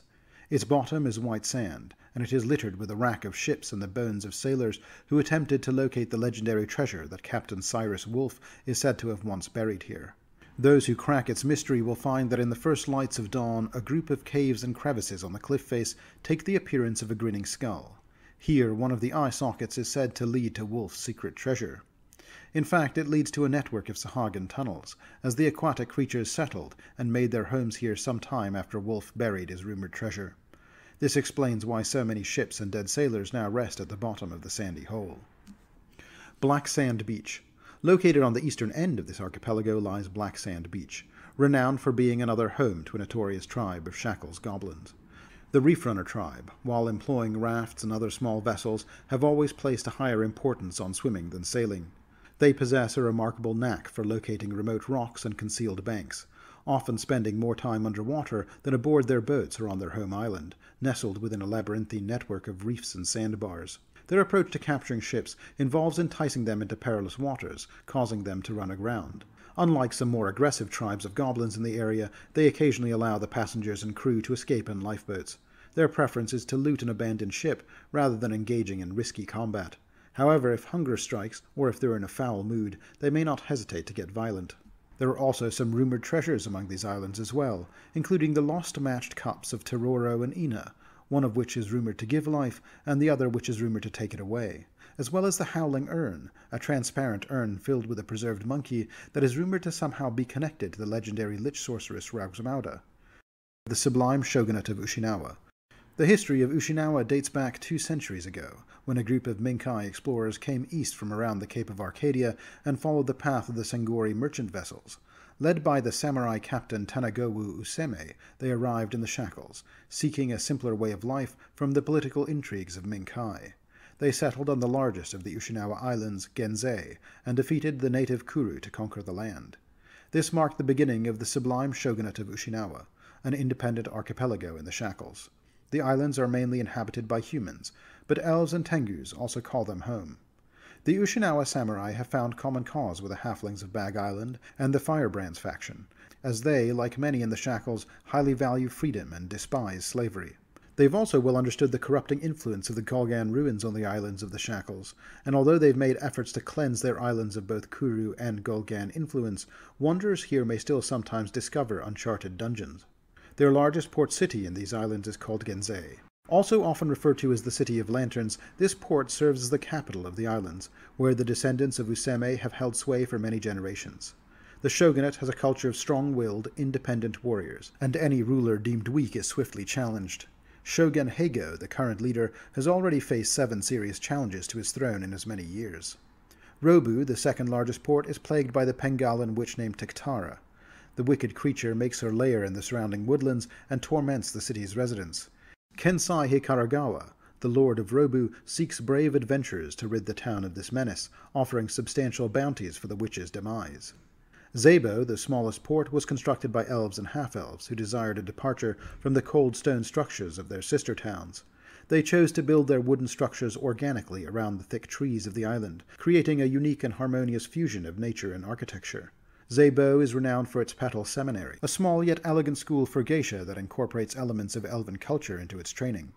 The school's esteemed instructor, Kazumi Nanbatwa, wields substantial influence across Ushinawa. Raugzmauda's Reach. Centuries before Taldan explorers ever set foot in the Shackles, the archipelago served as the battleground for a bitter conflict between two sorcerers of malevolent power who harbored an intense mutual hatred. Grey Whirlis and Raugsmauda, both wielders of unholy energies, unleashed their destructive forces upon these islands, resulting in the obliteration of one and the grievous wounding of another. Raugsmauda managed to survive, retreating to the depths of her subterranean fortress on Motaku Isle. For ages, it was believed, she had vanished forever. Then explorers stumbled upon her, now transformed into a malevolent lich. They successfully ousted her from her lair, but she fled westwards, ultimately settling on a volcanic isle riddled with caves, which now bears her name. Following the eruption of the Eye of Abendego to the north, Raugsmauda re-emerged from the sulphuric mists of her hideout. She took to the seas as the captain of the lumbering galleon Nigul, a vessel bearing a black flag adorned with ancient Gulgan script. Raugsmauda's Reach, the heart of her dominion, exudes an eerie alien aura. Sickly yellow-grey fumes rise from the hostile rocky terrain, and stunted, diseased trees entwined with thorny vines claw up around the cracked ground. Large spiders patrol the black beaches, and grotesque crows monitor for passing ships. At the western edge of the islet stands Raugsmauda's foreboding stone tower, a 6-story structure whose brick seems to have been licked by hellfire. From the tower's imposing iron portcullis, a long wharf extends into a natural harbour, like the great tongue of a diseased beast. This is the birth of the Nigul. The galleon sets sail only once a month, but can appear anywhere in the Shackles with unholy ease to seize solitary vessels. The free captains from across the civilized islands are desperate to be rid of Raugsmauda, and the council has offered to fund any group of adventurers brave enough to confront the undead menace. Thus far, 3 expeditions have been mounted, but each returning ship has been drenched in blood, manned only by a lone sailor crucified to the mainmast. The Reach also contains the Lurching Mountain, a towering volcano that emits constant streams of white-hot magma from miniature vents, enveloping the island in its distinctive yellow-grey clouds. Exactly what peculiar chemical composition creates this unsettling ash cloud remains a mystery, but it is reported that the Lich practices her sinister magic in the volcano's treacherous crater rim. The Steerwood was once a flourishing forest teeming with woodland creatures, but now the twisted trees, with their pallid bark and contorted branches, seem to absorb the unnatural corruption of the land. Here barbed roots animate to maul and consume any unfortunate creatures that venture too close. Undead monstrosities also roam these corrupted woods. Many of these are abominations created by Raugsmauda herself, from victims captured during her monthly hunts. Near the Reach are a few other points of interest. Fernlat Isle. Rumor has it that Salu Chakat, captain of the All-Tengu Karak, the winged predator, attempted to found a colony for his kind on this small island some 20 years ago. However, the lot of them succumbed to a wasting disease after uncovering the foundation of a ruin built from unnatural green-black stone. The place has been avoided since then, despite the existence of good anchorage, fresh water, and fruit aplenty. Dagon's Jaws. Dagon's Jaws comprise 2 rocky islets located to the southwest of Motaku Isle. The larger of the 2, known as Big Jaw, has a prominent peak that rises 300 feet above sea level. Little Jaw, the smaller island, stands at no more than 60 feet above sea level, with approximately 50 feet of that height comprising the island's cliff-line shoreline. These 2 islands are separated by a rocky and relatively shallow channel, measuring no more than 30 feet in depth, which bears the name Dagon's Gullet. A risky practice known as shooting the gullet involves attempting to elude pursuers by navigating these shallow waters, which has resulted in numerous shipwrecks concealed just beneath the surface of the shallows. It is strongly discouraged to halt or anchor within vicinity of the gullet, as a mysterious malevolence lurks within these waters. Cadaverous undead, their flesh pallid and decaying, their eyes cold and grey, have been known to claw their way out. These wretched beings will eagerly board any vessels that anchor nearby. Taldas Isle. Lord Danziel Maxime, a minor noble of Taldor, was once tasked with eradicating piracy in the Inner Sea by the High Duke of the Epirus Prefecture. Although he initially was making good progress in his mission, his fleet eventually captured a pirate ship called the Singing Duchess, commanded by the captivating Yennetra Charioth, a free captain of Taldan descent. Maxime became infatuated with her, and abandoned his original mission to marry her. Charioth requested an island as her wedding gift, and Maxime delivered by conquering an isle southwest of Motaku from a minor pirate lord. He named it Taldas Isle, and established the settlement of Little Opara. Supposedly they lived happily ever after, though doubt persists about the story's accuracy. Their descendants, Yolandra and Petrina Maxime, now jointly rule Taldas as pirate lords. Taldas Isle, while a little reminiscent of their original homeland, is in fact partly a mockery of Taldan customs, as much as it is an homage. Primarily populated by the descendants of Taldan sailors from Maxime's original fleet, they have each appointed themselves grandiose but meaningless titles.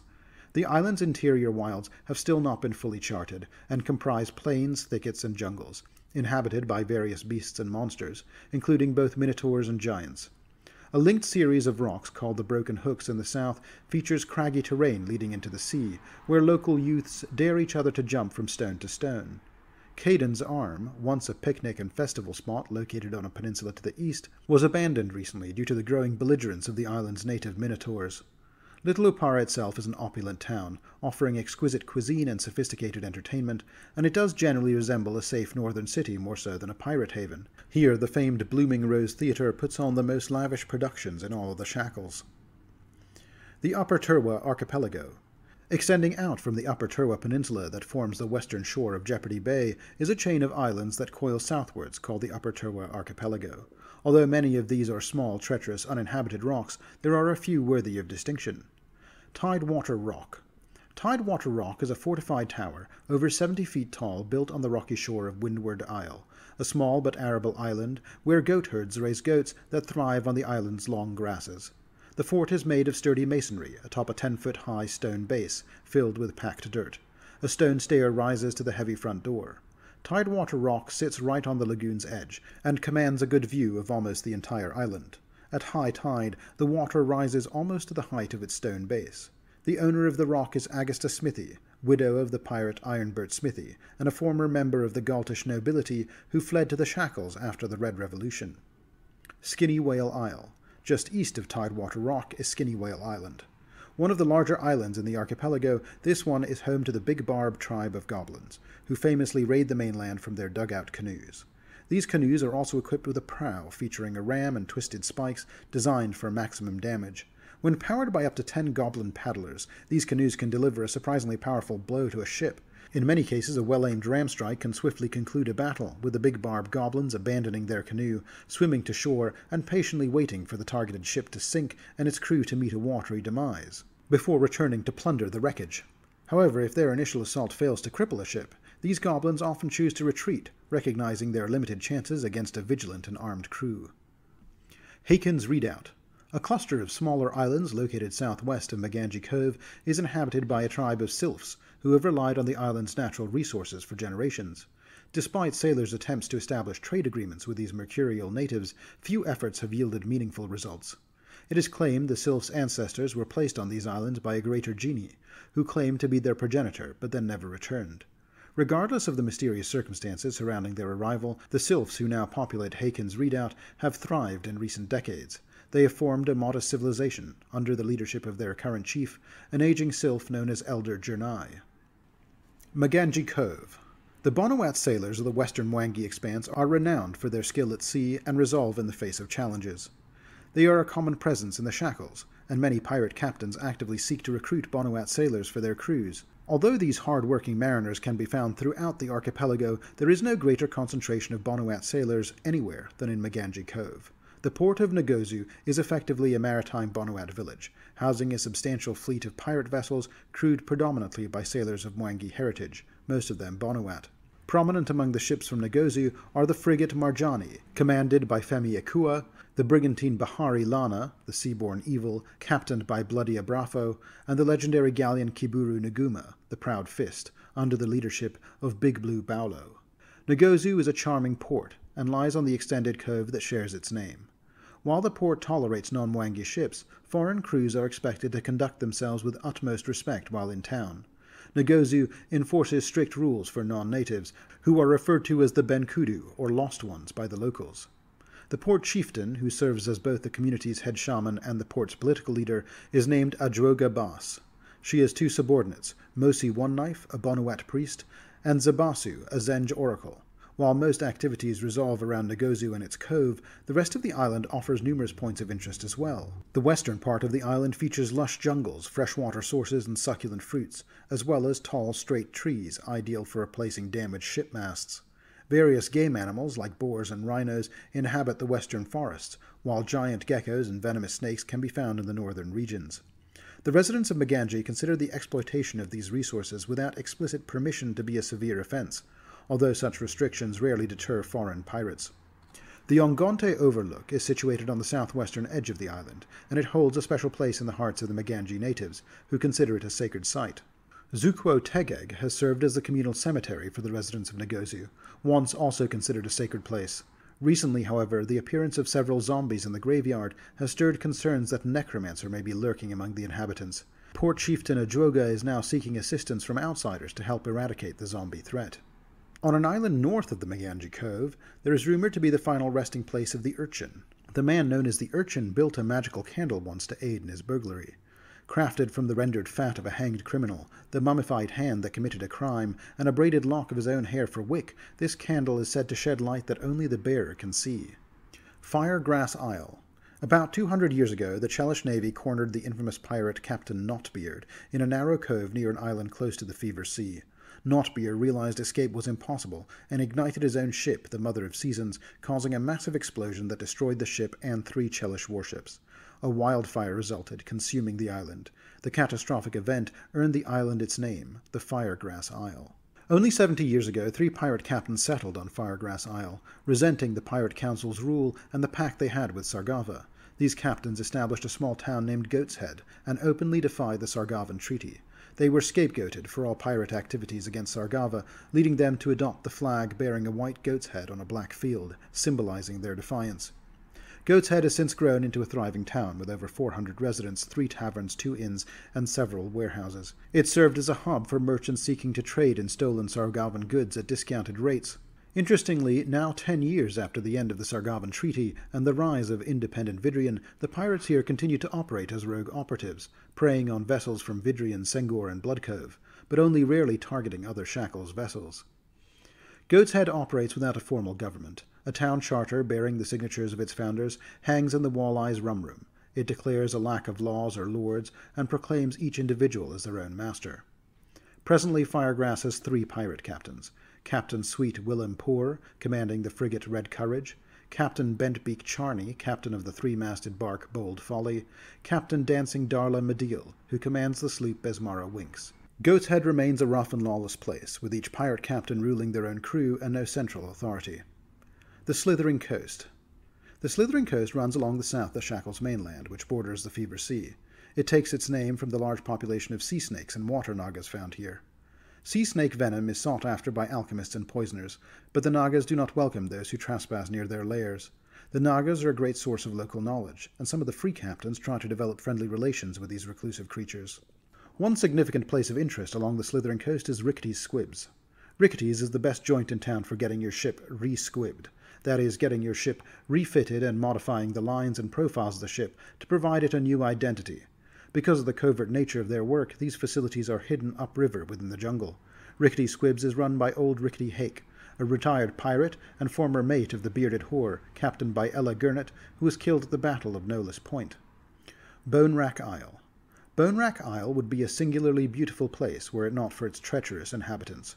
The waters around Bone Rack Isle are crystal clear, allowing sailors to see several hundred feet down into the depths, and the island is surrounded by beautiful multicolored coral reefs, which lie between 5 and 25 feet beneath the surface.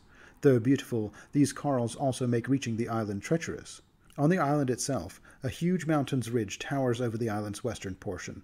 The first clue that not all is well in Bone Rack Isle are the Bone Rack Shepherds. All along the perimeter of the island, the inhabitants have left their shepherds, small twisted statues made of the sinew-twined, scrimshaw-covered skeletons of their prey. These statues lurk in the shallows of the sea, and on the edges of lagoons, or hang from palm trees on the fringes of the jungle. No two are alike, and each is the product of a twisted imagination.